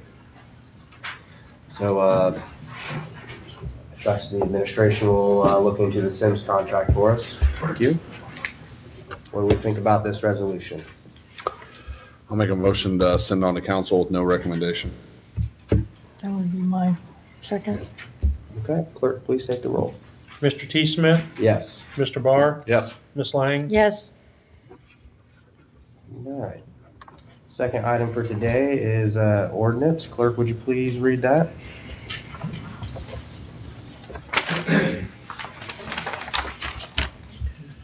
Ordinance authorizing the mayor to enter into a reimbursement contract with the Department of Energy, appropriating the necessary funds, accepting reimbursement funds for the Energy Efficiency Conservation Block Grant Program through the State of Ohio's Department of Energy and declaring an emergency. So initially, my first thoughts on this was that it was grant money, but when it says reimbursement contract, I did have a question. Have we already spent this? Please, Brad. That it is a grant, it is a reimbursement though, so we will spend it and then we'll get reimbursed from the government. We do have to track it separately, so we did create a separate department code and separated those out. But it is a reimbursement process, so we will pay the bills and submit an invoice to get reimbursed. Okay. Any other questions? Please. how does that fit into the budget? This is extra, so this is why we're appropriating the funds. This is appropriating that budget to increase the budget to cover that, because we'll run it, this will run through our statement of cash position as a negative and get reimbursed. So this is our allowance to increase the appropriations to spend the money. Because it wasn't in the original budget. Right. So this will be an addition, but the source of revenue is gonna be a wash because it's coming from the government. Federal grant. Go ahead, Mr. Clark. I just got a question. So this is just replacing the lights for more energy efficient lighting at Kennedy and Maynard. 14, I understand the equipment being 36 grand. What are the supplies? The bulbs? Aren't they LED? The bulbs are by that, and then their labor for them to put it in. Well, labor's 24 grand. Supplies is 14 grand and equipment's 36 grand. 75 grand to outfit it's probably ballasts two ballparks. It's the ballasts and the lights all in general. Who's contracted to do this? Will our Parks Department be doing this? No, we have stuff it out. Oh, Zoe Brown, grant administrator. I have copies of the folks that breaks down everything. Thank you. guys would like them. Yeah. I know if Kenny was here also, he could tell you that it's probably about 45 grand to be able to relight it, so. Okay. Pretty close. Thank you. That's why we haven't done so many grants. Were there any other bids, or did we just go with one company? We just did one. We didn't have to bid. Okay. Is that because of the total price under 75,000? 75,000, yeah. 75,000 is the threshold now, right? Mm-hmm. And I think that's the company that you do a couple of. Yeah. No, and it's a local company too. It was a situation in the beginning where we were just looking at Kennedy Field, and then we realized that the grant was offering more money than that, so we chose to, I talked to the Parks Department, and we chose to pick another field over there. Okay. That's great.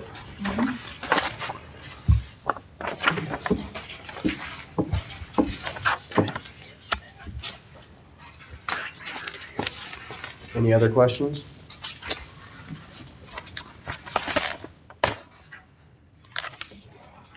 Motion to send on to council, recommendation for approval. I'll second that. Clerk, please take the roll. Mr. T. Smith? Yes. Mr. Barr? Yes. Ms. Lang? Yes, Okay, matters not on the agenda. There's none. Other matters? Hearing none, we're adjourned, 8:02. Doesn't count, you didn't use the gavel. It's too loud.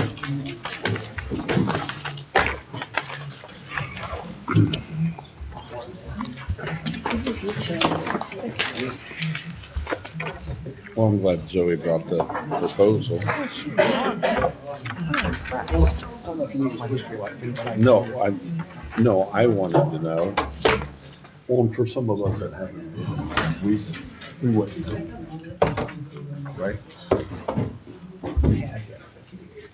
All I knew was I heard them talk about motorcycles.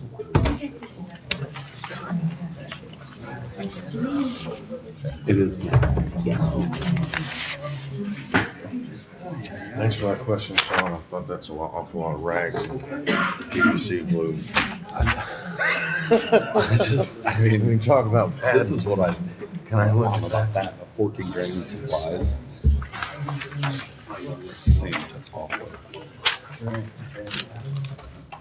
When I get the equipment, yeah, I end up having to supplies. And then the labor's 24. So, I was like, and that's all we talked about. Even though 75,000 was the threshold, we would still like things to have multiple bids. Right. Yes. And we specifically, no, it got raised to 75. Okay. But we had that conversation about the Yep. Just because it doesn't cost you doesn't mean it shouldn't. Exactly. I believe those were the words we used. Yes. All right, you guys ready? Okay, I'll call this one to order. It's Marion City Council Public Utilities Committee. It is 8:04. Please take the roll. Mr. Ratliff? Present. Mr. Neff? Here. Mr. Barr? Present. And have you had a chance to read the summary of proceedings? Motion to adopt. Second. I have a motion and a second. If you'll take the roll to accept the minutes. Mr. Ratliff? Yes. Mr. Neff? Yes. Mr. Barr? Yes. Okay, one item under old business, which is resolution declaring the council's opposition of Columbia Gas's proposed rate increase and requesting the Public Utilities Commission of Ohio deny said request and declaring an emergency. We had a very similar one that came before us here recently, and then this is Columbia Gas's request as well. Thoughts from the committee? So this is, we need a legislation or resolution basically just supporting this. We don't want this raised just like the last one. And Correct. just to have that on file so they can take that with them. Yeah, it's just the more municipalities that send these, it's supposed to give them, the more credence to, that they have to, to fight these rate increases. Anything else? Administration, any thoughts? Members of the audience? Just one little thing in the heading, it's just GAS apostrophe. It's one of my pet peeves. Guesses. I'll make a motion to send on to council, the recommendation to approve. I will second. I have a motion and a second. I'll take the roll for, to send on to council with a recommendation for approval. Mr. Ratliff? Yes. Mr. Barr? Yes. Mr. Neff? Yes. Okay, anything else to come before this committee tonight from the committee, administration, audience? Seeing nothing, we're adjourned. 2 minutes. Well done, Mr. Ratliff. Okay, that's it for me, right? Yep. Zoning is not meeting, they don't have enough people unless Jason wants to come up and tell that. Yeah, he does. We have two. You got two? Oh, Aaron is here, I'm sorry. He's been. I'm sorry.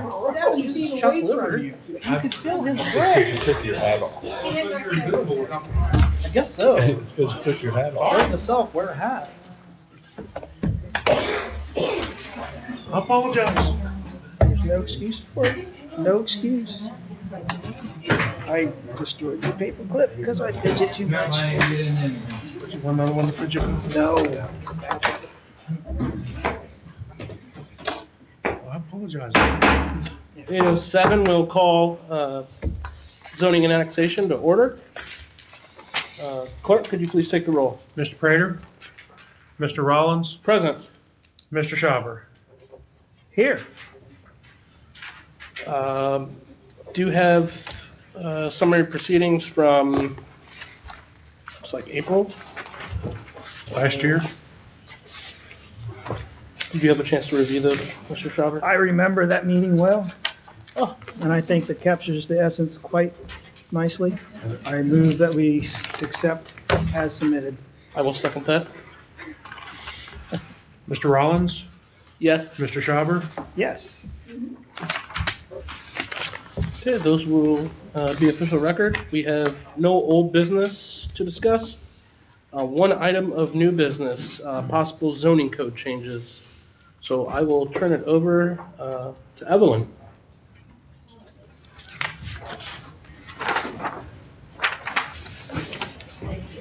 You're welcome. Grab the right folder. Okay, so City Planning Commission has been busy lately. We have discussed some potential changes to the zoning code.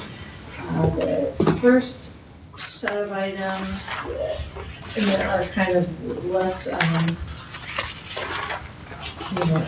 maybe interesting, or, are the draft definitions.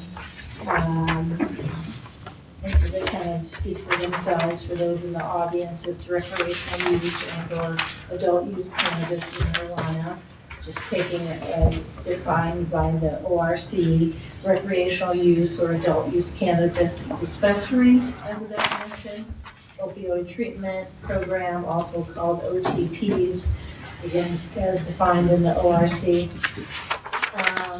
Office-based opioid treatment programs, and again, just kind of describing that that's where a practitioner writes a prescription to be filled at an outpatient retail pharmacy versus the other one where they're consuming it at the doctor's office there.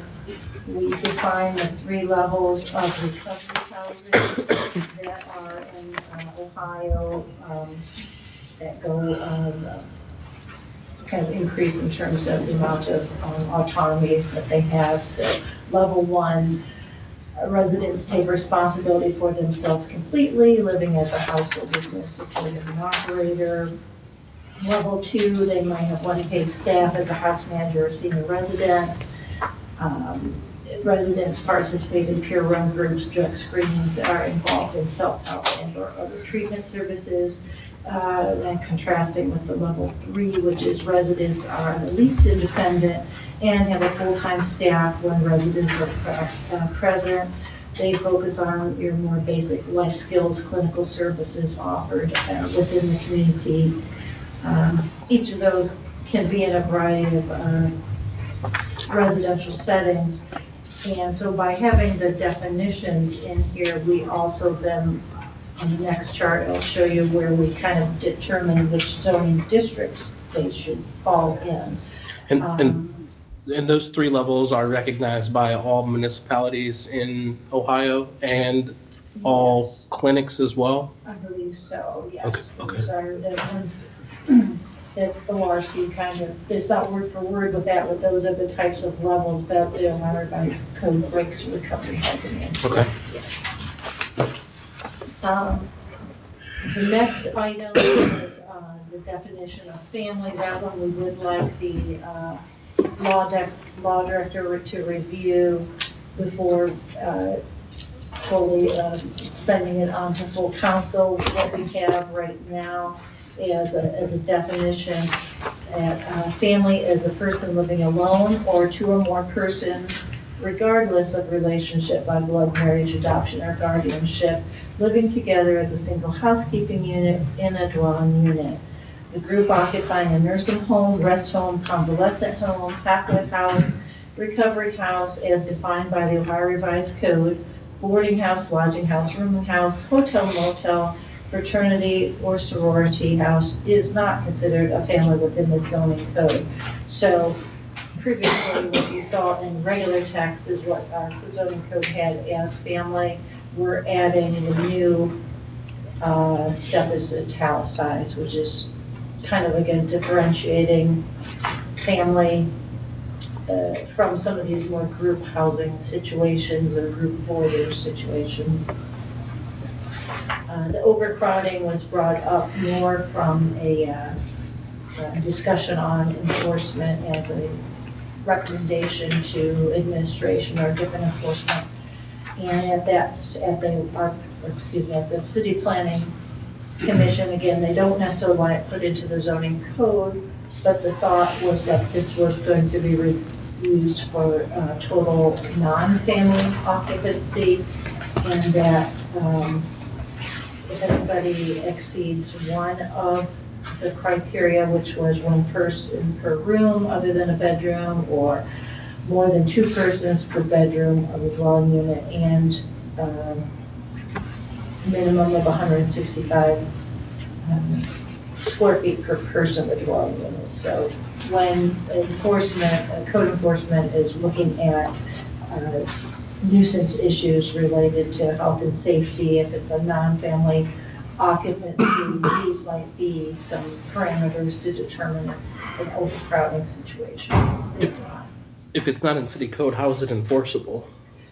They have other codes that they utilize when it comes to health safety, so we didn't necessarily want to put it in the zoning code, because zoning code doesn't address this sort of topic, but it was brought up as a topic just to be helpful. So I guess that this, they could take it or leave it, but city planning came up with these sorts of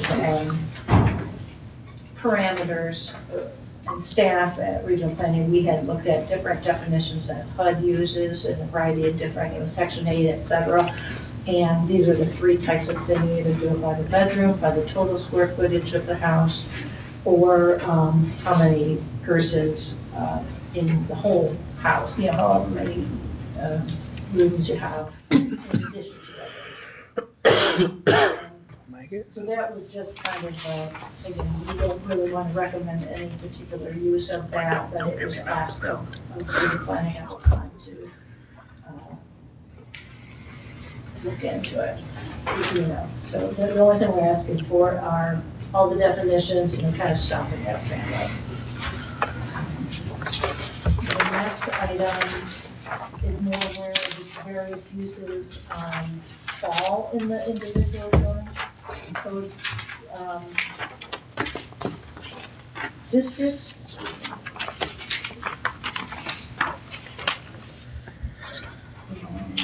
And that is the chart here.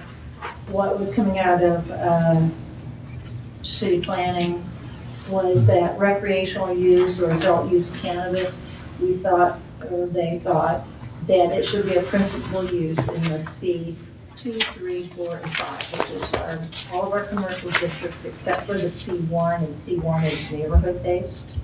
And you just have it as a principal permitted use, which means if it's listed there, now that we have a definition, you could list it and put it in a district. The opioid treatment program also would be listed in the OI, which is office institutional, OIA, which is office institutional apartment, and C5, again, listing those as principal uses. And so it's kind of a more moderate approach, both of those two. Recovery housing, they went with the most strict approach, putting recovery housing as a principal use, but only in the R3 multifamily, and then the C4 and C5 districts. The residential districts have been pyramid up into different commercial districts. And so we need to specify that in this case it would be the R3, which is again the multifamily type higher density housing. C4 and C5 are the uses that have parking requirements in commercial. Whereas C3, for example, is downtown does not have parking. And since in our prior experiences with the recovery housing at city planning, parking is kind of a big issue in the neighborhoods. So, short-term rentals, again, kind of going for a moderate approach. The R2, that would be a conditional use. It would not be allowed in single-family districts, but it would be in the R2 as a conditional use. Once you get into the R3, which is the more general residential and multifamily, that would be a principal use. Same goes with the C3, C4, C5 as a principal use in those districts. But we did not want those in the very low C1 and C2 districts, because again, they're based. The idea is, for those that don't know, conditional use means it's allowed in that district, provided it goes to the Board of Appeals and they get that opportunity to look at that specific location. It might be fine or it might not be fine. So when you're in the R2 district, sometimes those are really dense, sometimes they're more single family and just have to be zoned R2. Sometimes it might make perfect sense. Whereas when you're in the principal use, like the R3 or the C3, C4, those are places that the density is not going to, it's going to fit in with the same density of the regular residential. And in the C3, 4, and 5, those are the same places you would have hotels. So what's the difference if it's a, short-term rental versus a hotel? So that's at least the thoughts in going with those. And a short-term rental is anything less than 30 days of these are your Airbnbs. Questions on that? Mr. Rollins? I don't have any questions. On your chart you just went over, you have what the votes were taken on each one of these, but the last one. Was that not voted on, or did we just not record that? I probably just didn't record that. I'll have to look back in my notes. Okay, so will these be presented to committee as separate amendments to our zoning code or separate ordinances?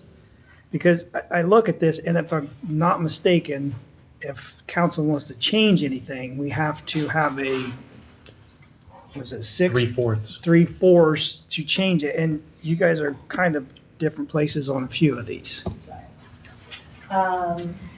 We could take them. And you're really split on the opioid treatment program. Correct. Probably, I think it would be best to put them as 4 separate Okay, ones. I would appreciate that. Right. And then the other thing is maybe the format of how you would like to see it. I think when I very first showed it to city planning, and this is where it's going to get a little confused because it's going to flip into a lot of papers, is to show the use of, that district, let's say it might be, commercial, whatever it is. These are existing principal permitted uses, and these are existing conditional, and whether this new thing, and maybe it's bold or whatever, is going to be here or here, and then which just, how many things they were. So that way you would see it exactly in its context as it will look in the book. Or do you want it, how do you want, is that the best way to present it to full council along with maybe the ordinance to say, add this to section, 1, 2, 3, blah, blah, blah? Yeah, personally, I think if we're adding a section, or if we're changing an existing section, we should show the old changing to this. Okay. And if it's a brand-new section, then it's obviously just a brand-new section. Right, those definitions will be brand new in the sense Right. that they're new, well, I guess with the exception of family. Family was in there, but this was proposing altering it and further clarifying it. Right. That's the way I would see it. It's clear for me to follow what we're doing. And you did it on the family definition. You said Right. the new is in italics, which that's fine too, either bold or italics, whichever. And I would also like, do you have a map that Oh, yes, highlights we and did. colors what C4, 2, and 5 and all that is? Yes, Because that's a good point. to me, isn't the point of Airbnb is to rent a house in a neighborhood? It Isn't is. that the whole point of them? So why would we not want to have them in our neighborhood? I guess I'm trying to see what the planning commission saw it as a downside. Right. And it's more because a lot of communities are finding them to be disruptive. Party house. Party house. At least in what is traditionally a single-family neighborhood. Well, I got neighbors that party, they're not Airbnbs. Okay, but I would like to see, I can't remember now off the top of my head. I would like to see what the different zones are and where they're located, if you could do. No, Is it we- possible to do one map that's color-coded? Yes. Okay. Yeah, I think we did that for our planning commission meeting, in fact, because they had asked the same thing, it's like, what's where? And we kind of overlaid the wards on top of it, so they can Right. know what's impacting their ward versus Yes. something else. I may have those upstairs. Okay, and then, this was more, because as they were voting, to funnel the information, we kind of went with this, everything we come up with is, whatever our use is, what's the least restrictive, what's a moderate approach, Right. and then they kind of brainstormed on it and then landed on one, and so that's kind of Right. where we knew how we got there. But I think for your purposes, this is how we define how we got there, but we need to see it again that same Right, way. What right. is it existing? What is Because it- to the recreational cannabis dispensaries, when it passed, there was, at least I got a lot of phone calls. They didn't, some wanted it downtown, some didn't want it at all downtown.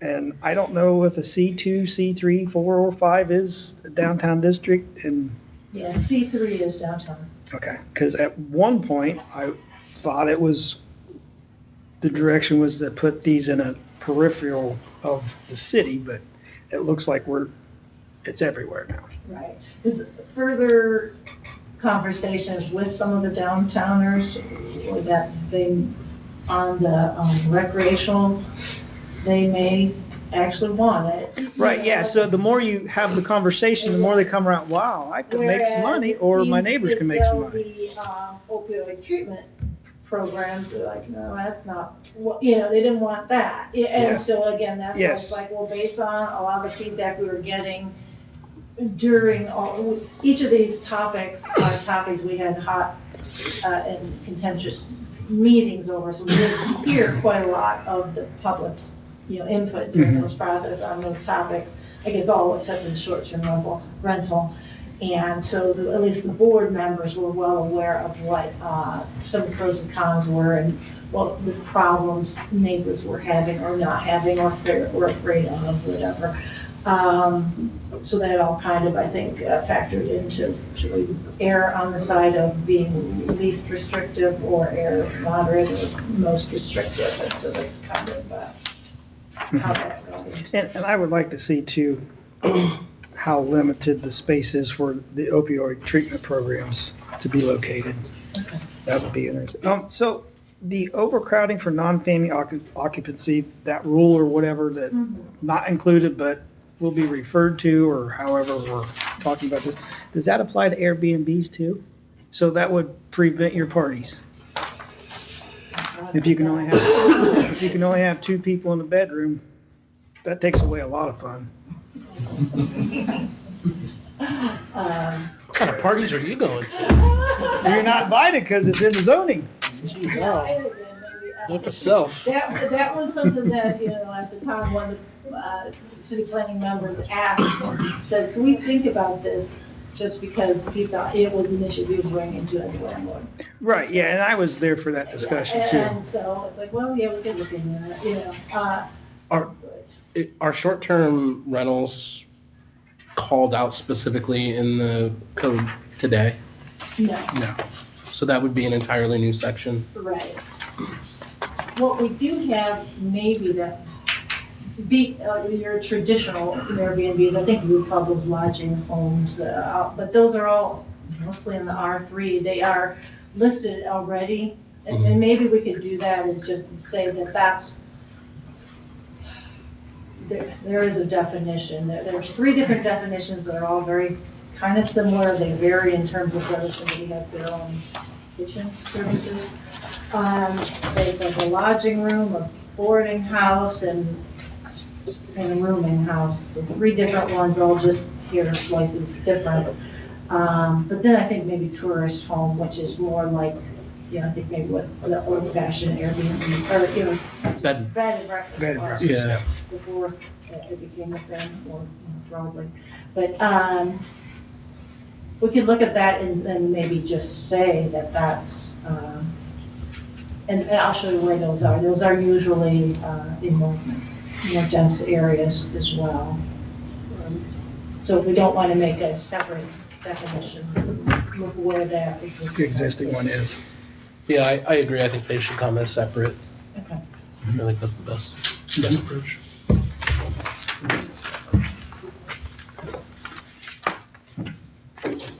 Sure. Evelyn, I just have a question for with the city planning meeting. I thought the 3 criteria for overcrowding, I thought there was gonna be some cleanup of that, because that 3rd criteria at 165 square feet per person, the average 2-story Fair Park home's 1,650 square feet. That means you can allow 10 people to live in that place. And so I thought you guys were gonna revisit that was the one catch that they were uncertain of, that I'm uncertain of too, being able to have 10 people in a 1,650 square foot home. But there would still be. Are you referring to a residence or a non-family? Criteria for overcrowding. And I think the clarification was if they were non-family, if they ended up with a family. Right. Yeah. Going to be an issue, but if they were non-family situation, that's when those were kicking in. Okay, I thought there was gonna be more language, so I had to clarify that. They before we asked go us to say, rather than you have to meet all of them or violate all of them, that you had to violate just one of them to be considered.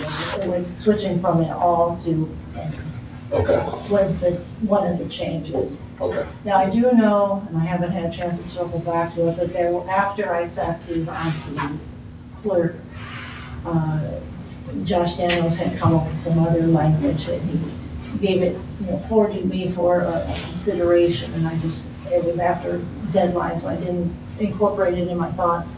So I can pull that. So that back may be up. adjusted before. Yeah, maybe we can. So if they send this to council, then. And there may again, be since other that language. topic was not necessarily for formal approval, it was more for discussion Okay. of other, maybe code enforcement sorts of topics, not to be adopted into the zoning code, but just for practical use. Just for terminology and definitions. Right. Okay, that's what I was just curious, thanks. But you're right, that point about the 10 person, for example. Anything else on this? Yeah.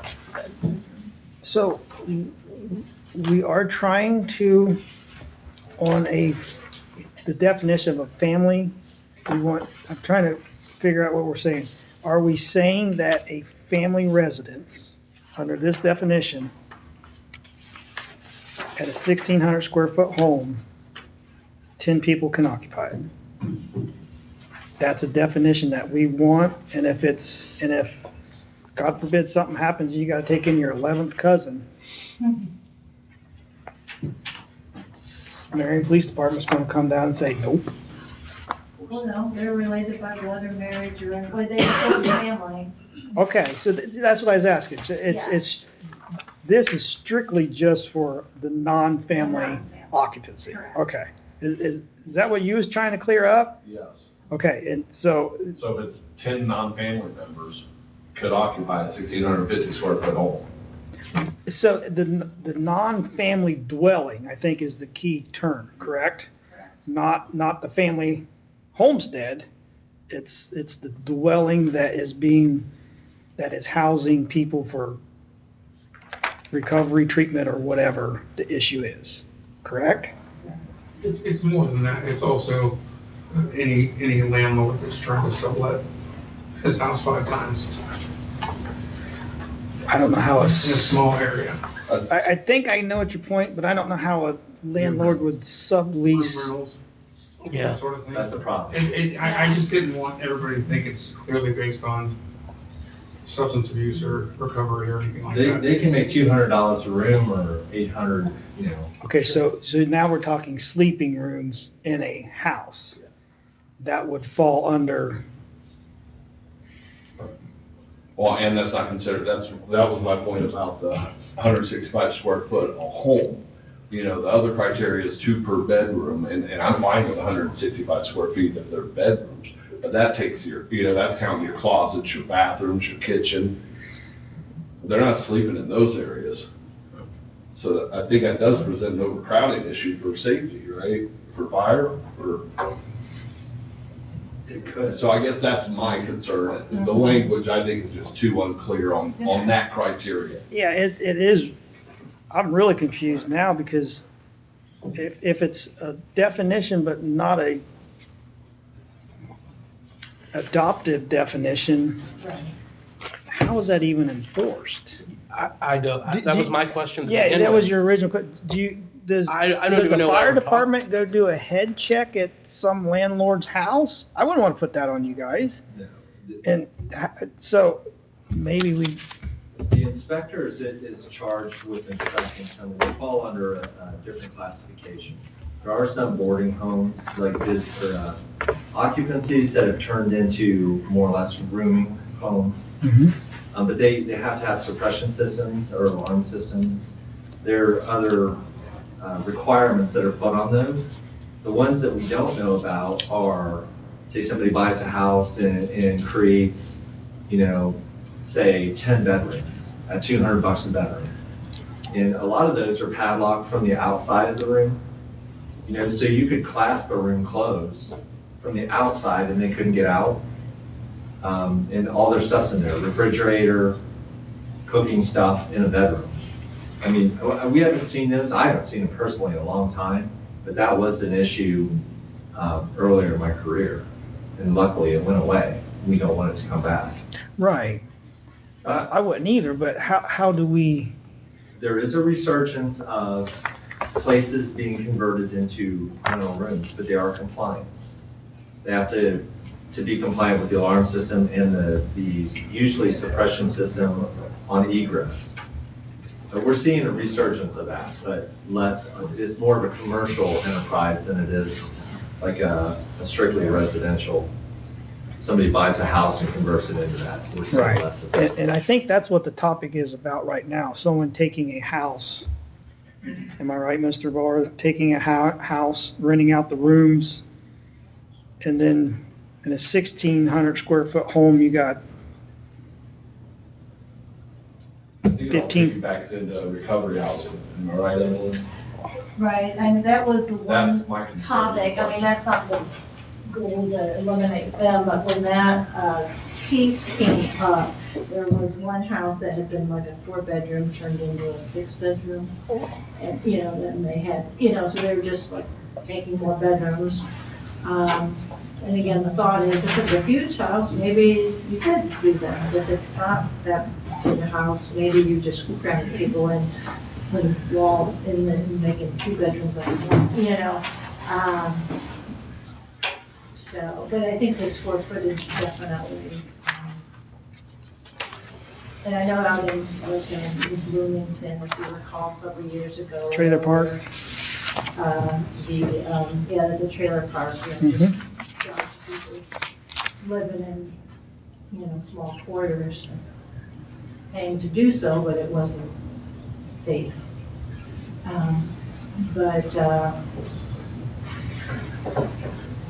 Maybe I'll just take that off of the paperwork altogether, and so that there's no confusion that council has to do anything. It was just a topic that came up. Yeah, and it sounds like it's a topic that should be discussed, and maybe we should actually adopt something. I mean, I hear the fire department saying that we have issues, and I don't know what it looks like, but maybe your commission has some more work. But thank you for what you guys have done. I appreciate it. Thank you, Evelyn. Anything else on this matter?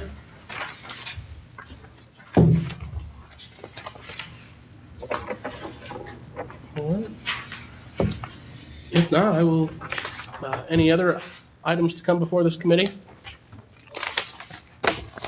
Seeing none, we are adjourned. Are we done for the evening? No, finance. You're not done. I'm done. I had to hold something up, or we were gonna let Apple Street Supers. Yeah, we got something out of planning commission last minute.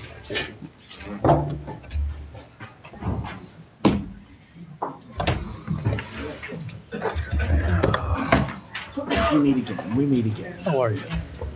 Good. I just saw on the news. I can't touch the Bunch of trucks and stuff. Tremendous. They're very ready. It's about 8 months too late. Yeah. Yeah, it should be, but. Call Finance Committee to order 8:39 Ms. Lang, here. Mr. Rollins? Present. Mr. Ratliff? Present. First thing on the agenda is proceedings, the approval of finance meetings from 12/16. I also had January 6th in the packet that's not on the agenda. I forgot to attach that to the agenda, but There's no objections. Make a motion to approve those minutes. So moved. Clerk, take roll. who was the second? Ayers. Oh, you made the motion. Oh. Sorry. I thought Ayers did. Oh, I thought she said she'll entertain a motion, so I will second hers then. I can make a motion, but it don't matter. Ms. Lang? Yes. Mr. Rollins? Yes. Mr. Ratliff? Yeah. Moving on to item number 1, update from the auditor on the state projects bank reconciliations for 22, 23, and 24. Yes, we had a call on Friday to go over some scenarios with utility billing. We did identify some changes that need to be made to the adjustment processes in utility billing. Andrea plans to implement those as soon as possible.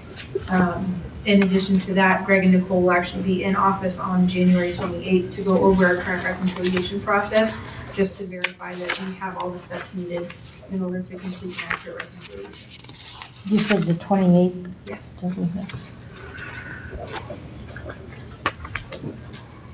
Any questions?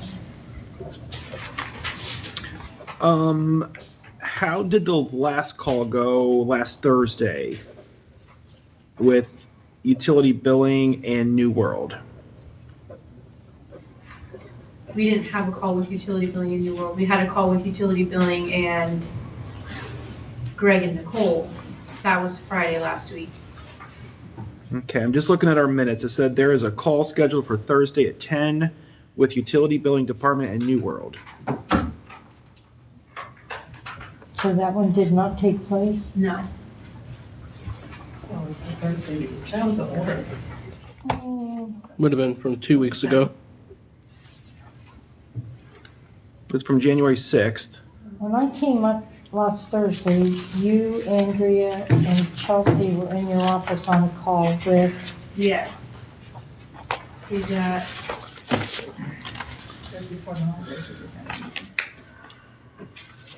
I wonder if that was the 9th? Yeah, I've got it Hold marked on a second, 16th, check but it's the my 6th. calendar. Yes, that was the 9th. We were having technical difficulties that day, so the call didn't really go anywhere, which is why we had to reschedule for last Friday. I apologize, I missed that meeting.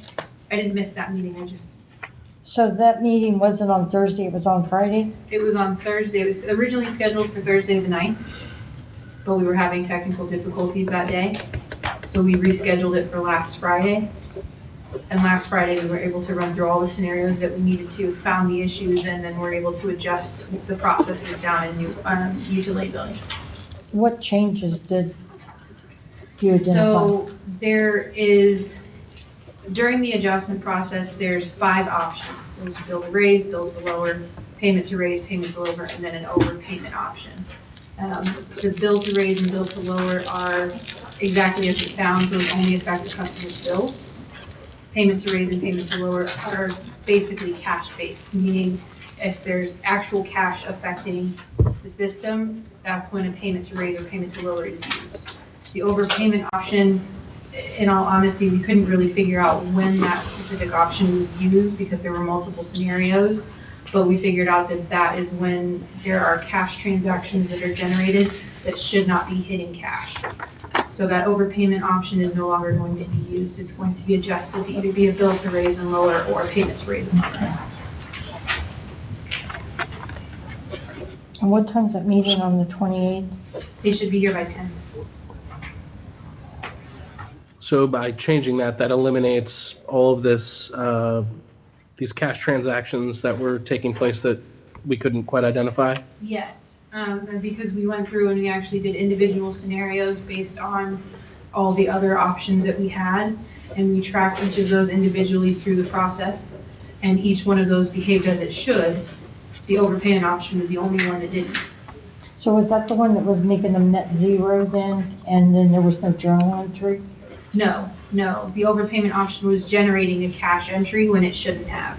Okay. So what was the one that was doing the net zero? There's a couple of them. And those we're still working on then? Those are fine, because if they net to zero, then it doesn't necessarily have to be a journal transaction. Okay.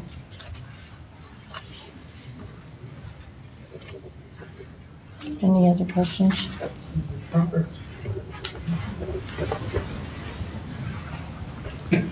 If not, moving on to item number 2, the audits for 21, 22, and 23. Yes, the audits are moving forward. I do believe in the last meeting I updated you with that. They were sending the financial statement, we're getting ready to send the financial statements on and have the auditors look into the transfer issue.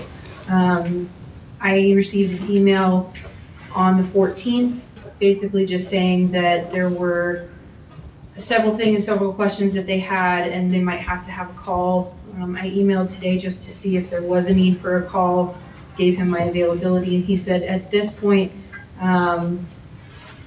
Mike Lennon needs about a week or 10 days to finish a few things up that need changed. We have the report substantially done, but he just needs a few house cleaning items and adjustments. So that was the email I received today around 6:15. Okay, so the last meeting, we needed access to the web gap system in order to finalize the statement. That's done. And that was done. Yes. And then, is it the local government services? No, Mike Lennon, Charles Harrison Associates, they're preparing the financial statement. Okay. And then it goes to the state auditor's office for the audit. Okay. Have we had any other communications from Scott Brown?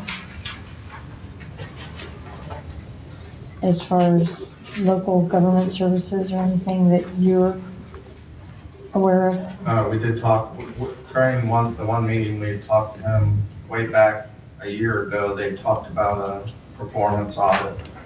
And I brought that up to them again, and he ran that up the flagpole, he said, and said that Marion was very ripe for a performance audit, but they would like to wait until they get this stuff done and then conduct that. So that's where that's staying.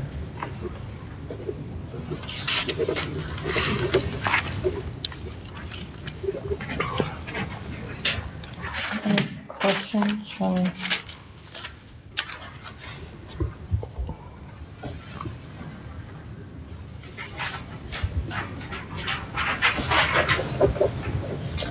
No other questions, we'll move on to item number 3, penalties and appeals.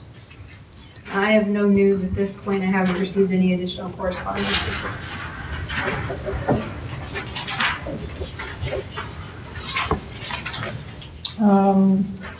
the status of the police and fire pension fund and status of the IRS claims.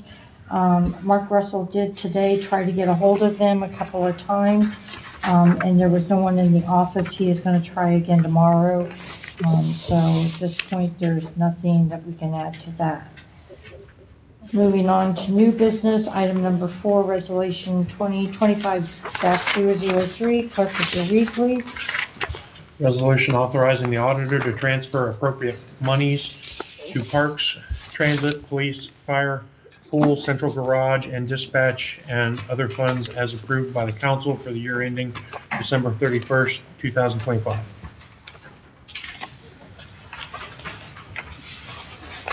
Okay, this is coming from the auditor's office. Yes, this is a standard practice for our annual transfers. We pass something similar to this every year, just to make sure that we can transfer funds as needed to each of the funds located. Is this the format that this is going to go? I was going to ask that, and we've had a lot of conversation in the past about correct format, and, When I saved it from Word to Adobe, that gray area popped up, and I have not been able to get rid of it.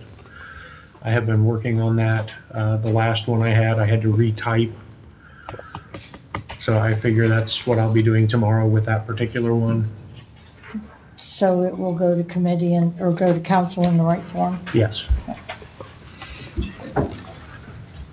Recommendation to committee? I'll motion we send on with a recommendation to approve.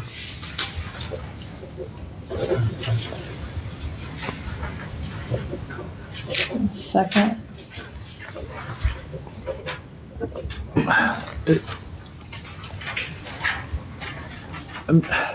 There's just got a question? I don't know, so is this because of the new way that we're budgeting? No. This is a normal practice. We still would be able to transfer it, but I think that it's still a good practice to have this ordinance as well. I mean, I could transfer it between, because it's, actually I couldn't, because that would be going outside the fund. We would need this. Because we would be transferring from the general fund to an enterprise or to the pool. So those would be inter-fund transfers, and that would not be under the same practice. It would still be necessary. So, the police is an enterprise fund? Well, no, special revenue funds and enterprise funds. These are all the funds that we support in our transfers.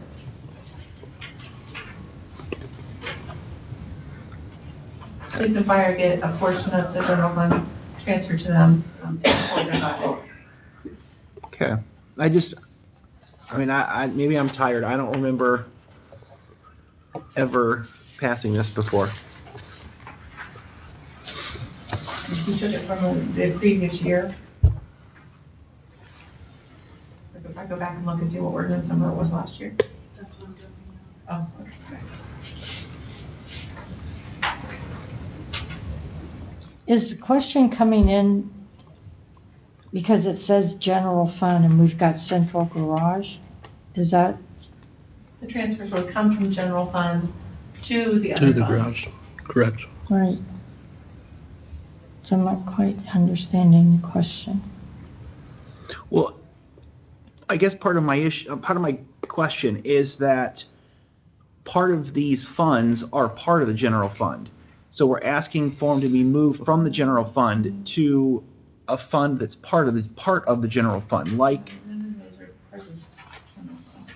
how's the police and fire not part of the general fund? They're a known fund, 260 and 270. They're a special revenue fund, Fund 260 for police, 270 for fire. Transit's in its own fund, 501. Pool is in its own fund, 602. And central garage is its own fund, 601. Dispatch, that one might be actually general fund, but it'd still be a transfer and interfund transfer. Okay. So the only one on there I would say is general fund. Although I think that may run through 265. So I think all of those are none.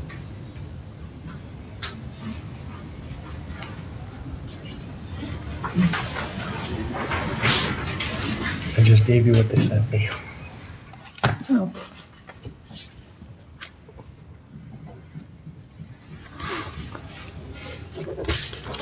To answer your question, no.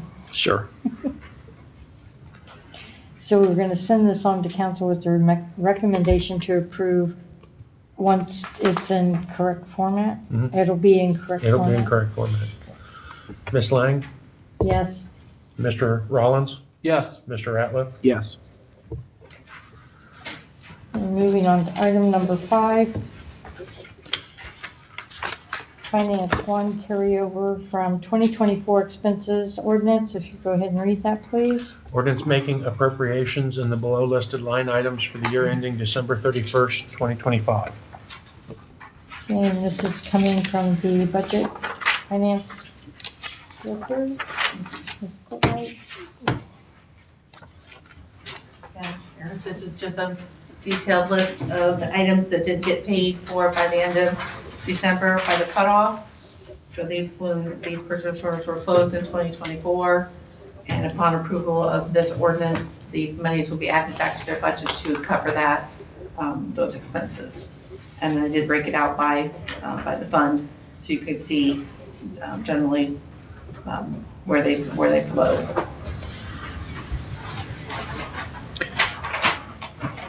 So when we talked about budget and numbers and carryover, Yep. the 1.4 million, was that considered paid and already accounted for when we got the projected carryover for this year?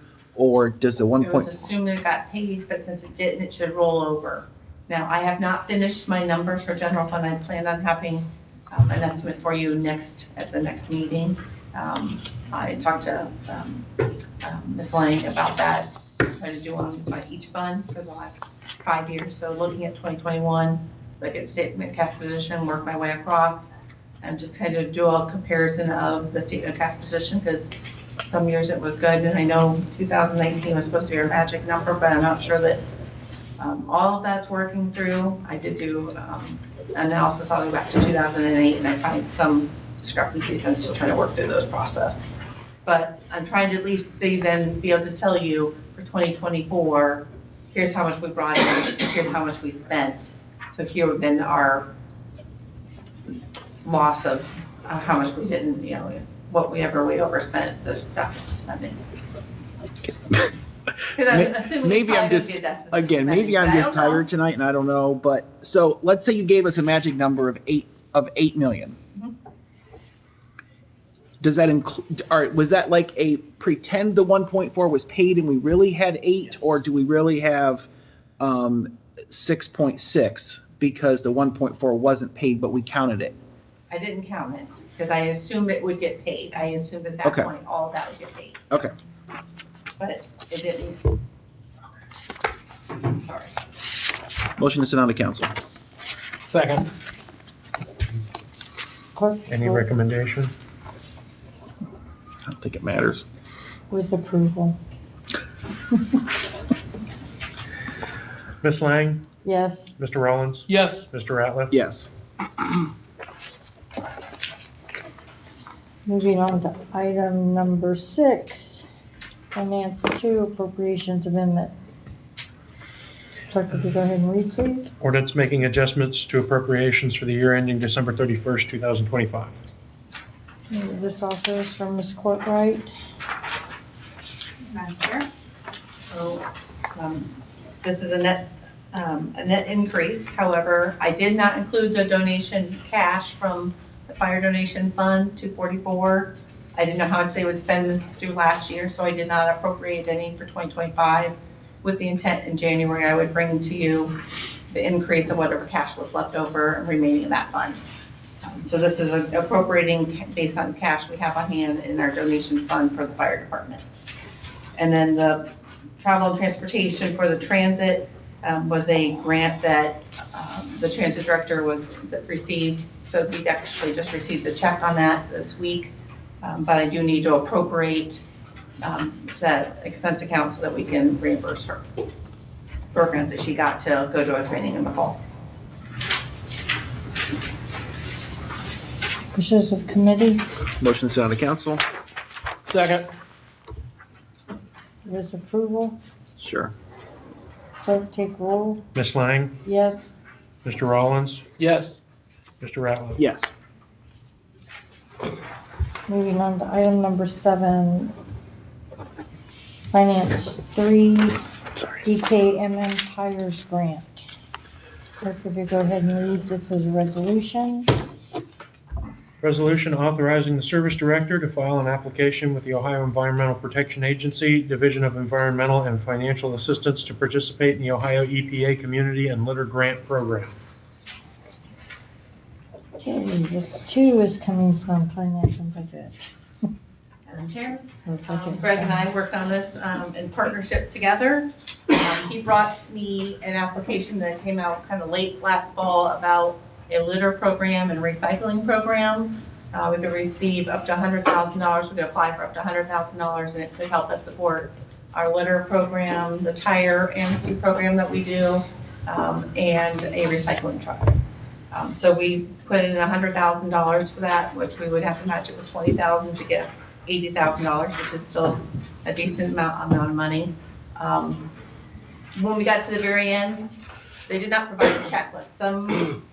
Some applications tell you all the things you'll need to know before you get to the end, but I got to the end, and then there was a ordinance or resolution that needed to be attached. So I attached some documentation, contacted the funder, and she said that we could turn that in January. I'd already submitted it within the timeline of the deadline. So this is kind of a cleanup for us to apply for it. Obviously, if we get the grant, we'll be bringing it to you because we have to appropriate and bring you quotes for whatever we end up getting. We're not sure if we'll get recycling truck, or if we'll get the litter money, or if we'll get the tire money. It's, until we know what we got, we knew we would be bringing it back to you as well.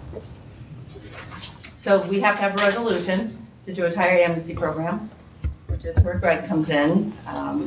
And he worked with the vendor we had to charge something. We verified. We currently don't charge anything to our residents to do a tire amnesty. drop off, we have that one still, that's not going away. Yeah. So they will be doing that one still, this is to add to it. Greg May, sanitation supervisor.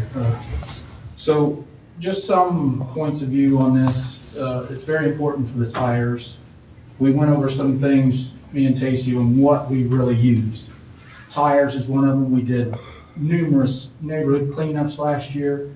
Some of that could help clean up more, knock down more houses, and help us with costs with that. And then the recycling truck. They're not cheap. We work with, this was like a joint collaboration. Michelle over in County Litter Control, she brought it to us. I worked with her back and forth quite a bit on the recycling part of things and how we can help in our community. So that was a part of it too. With Tacey, Zoe, Dan Ice, he's heavy into the cleanups and the tire program. So the tires, every cleanup we have garages, we find tires, they throw them in basements. So we always have numerous tires. Just last year alone, we had 3,087 tires. That was part of the cleanup effort, and that was also the bin we have at Lincoln. We had 3 bins at Lincoln, and in 6 hours, we filled all 3 bins up.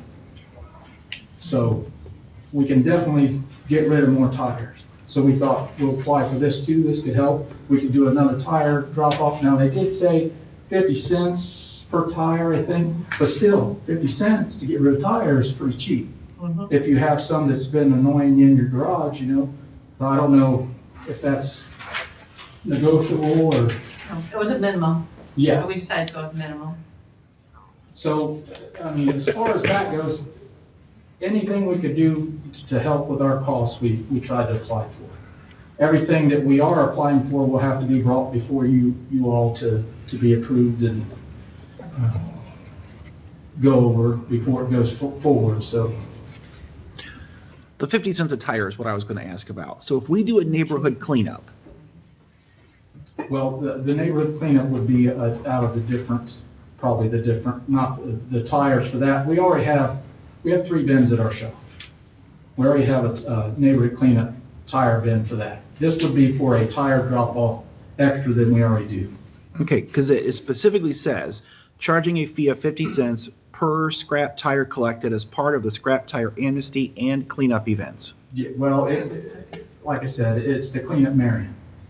It's to offer the tire drop-off to clean up Marion. Or we're in their neighborhood, we'll have a bin for a tire collection of some sort. Right, so here's my question. You're doing a neighborhood cleanup. Somebody has 4 tires and they don't have any money. Do we not take the tires?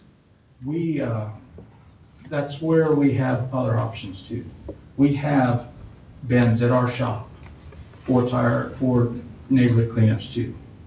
But we fill those up so fast that we need more. So this is another option to have more, to get rid of more. We emptied 3 bins at our shop 3 times, I think, last year with these cleanups, and with the county finds them in ditches, they bring them to the one. We have DKM&M's bin that used to be at the transfer station in our shop. So the countywide can use that first bin for abandoned tires, basically. Then we have another one that's EPA-based for, like Dan Ice, that finds them in alleys and things like that. We can fill that one up. But we're filling these up all the time. So any options to help, we just thought this was another option to help with the cost, get rid of more tires to maybe where we don't end up with them in garages and houses and basements and things.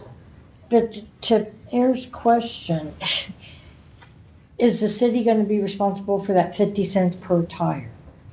I'm not for sure how that works as far as, I would assume we probably would have. we're still going through guidelines and we'll I get mean, more. this ordinance this resolution is required as part of the grant. Yes. Okay. And I'm sure we'll get more guidelines to the matching and the funds and all that we can bring before you before. Yeah. I mean, I just think it's great that we are eligible for more money, and I think it's, We're trying to get anything we can to help. But I can see scenarios that it's actually a hindrance from cleaning up tires. Yes. This was part of the larger grant, and we just thought, what can we apply for that would help? And tires is a major So cleanup issue. theoretically, just because this is in here, doesn't necessarily mean we have to charge it. Is that?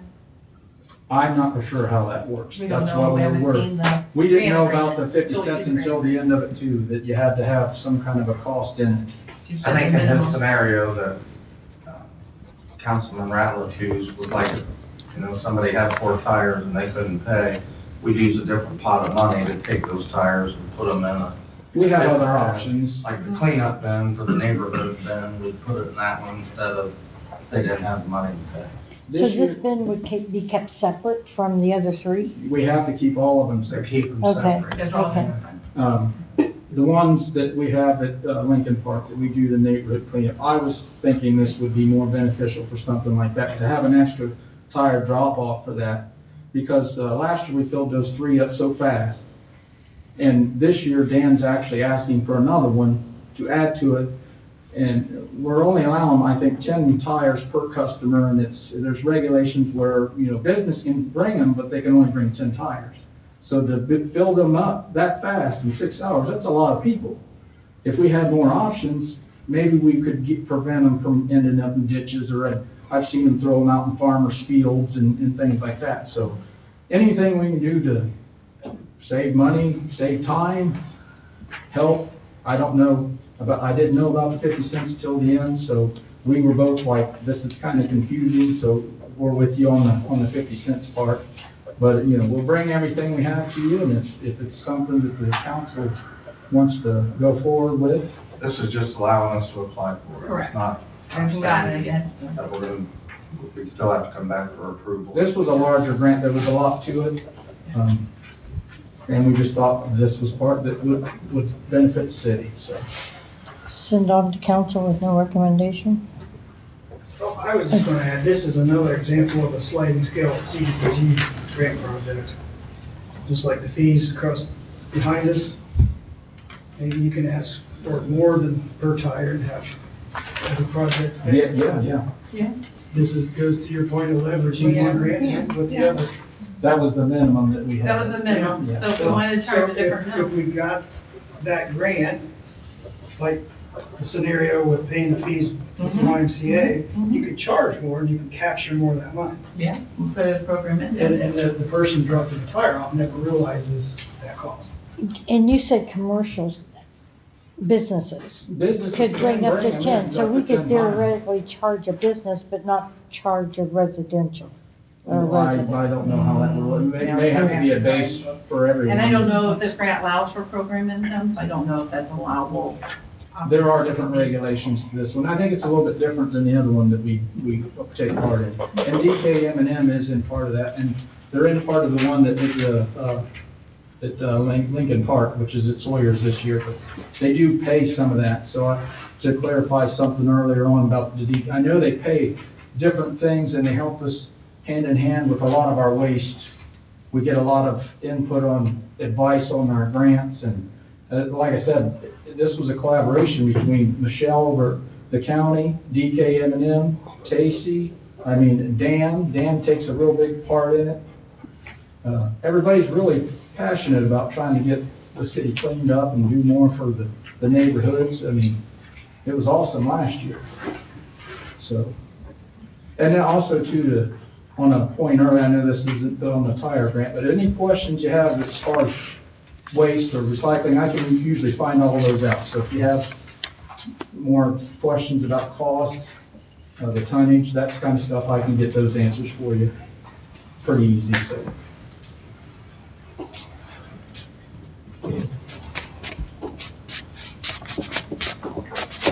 Any other questions? Recommendation?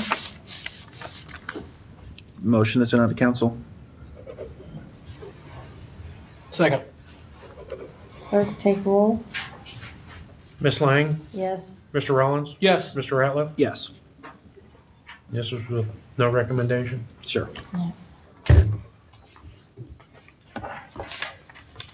Matters not on the agenda? Any other matters? Reports have been provided to the Finance Committee. I recommend that you just review them in your own time, and if you have any questions, you can address them at a later date or contact the auditor's office for the answer. There's no objection. Go ahead and adjourn. 9:10.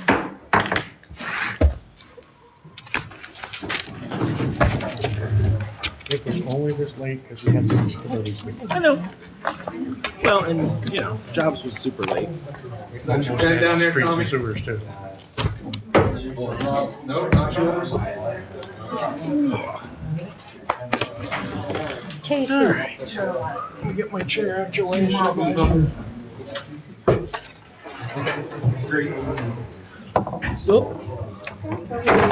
Apparently, I'm not going to be allowed to leave paper clips near Jason anymore.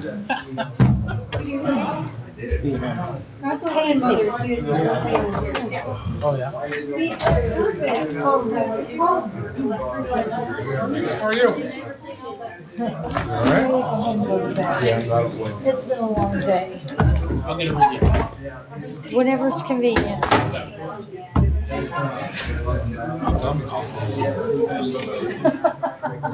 I felt really close to joining. Anything for a locked door? No, just lock the door. Still recording? Lost my key. Yeah, we'll show you. Alan Ridge.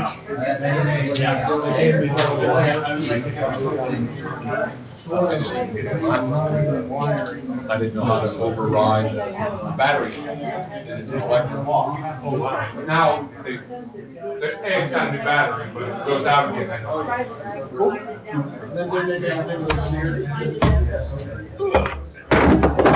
I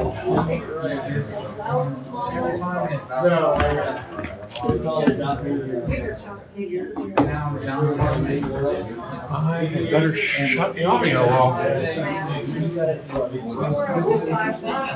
Well, like I said, he's been doing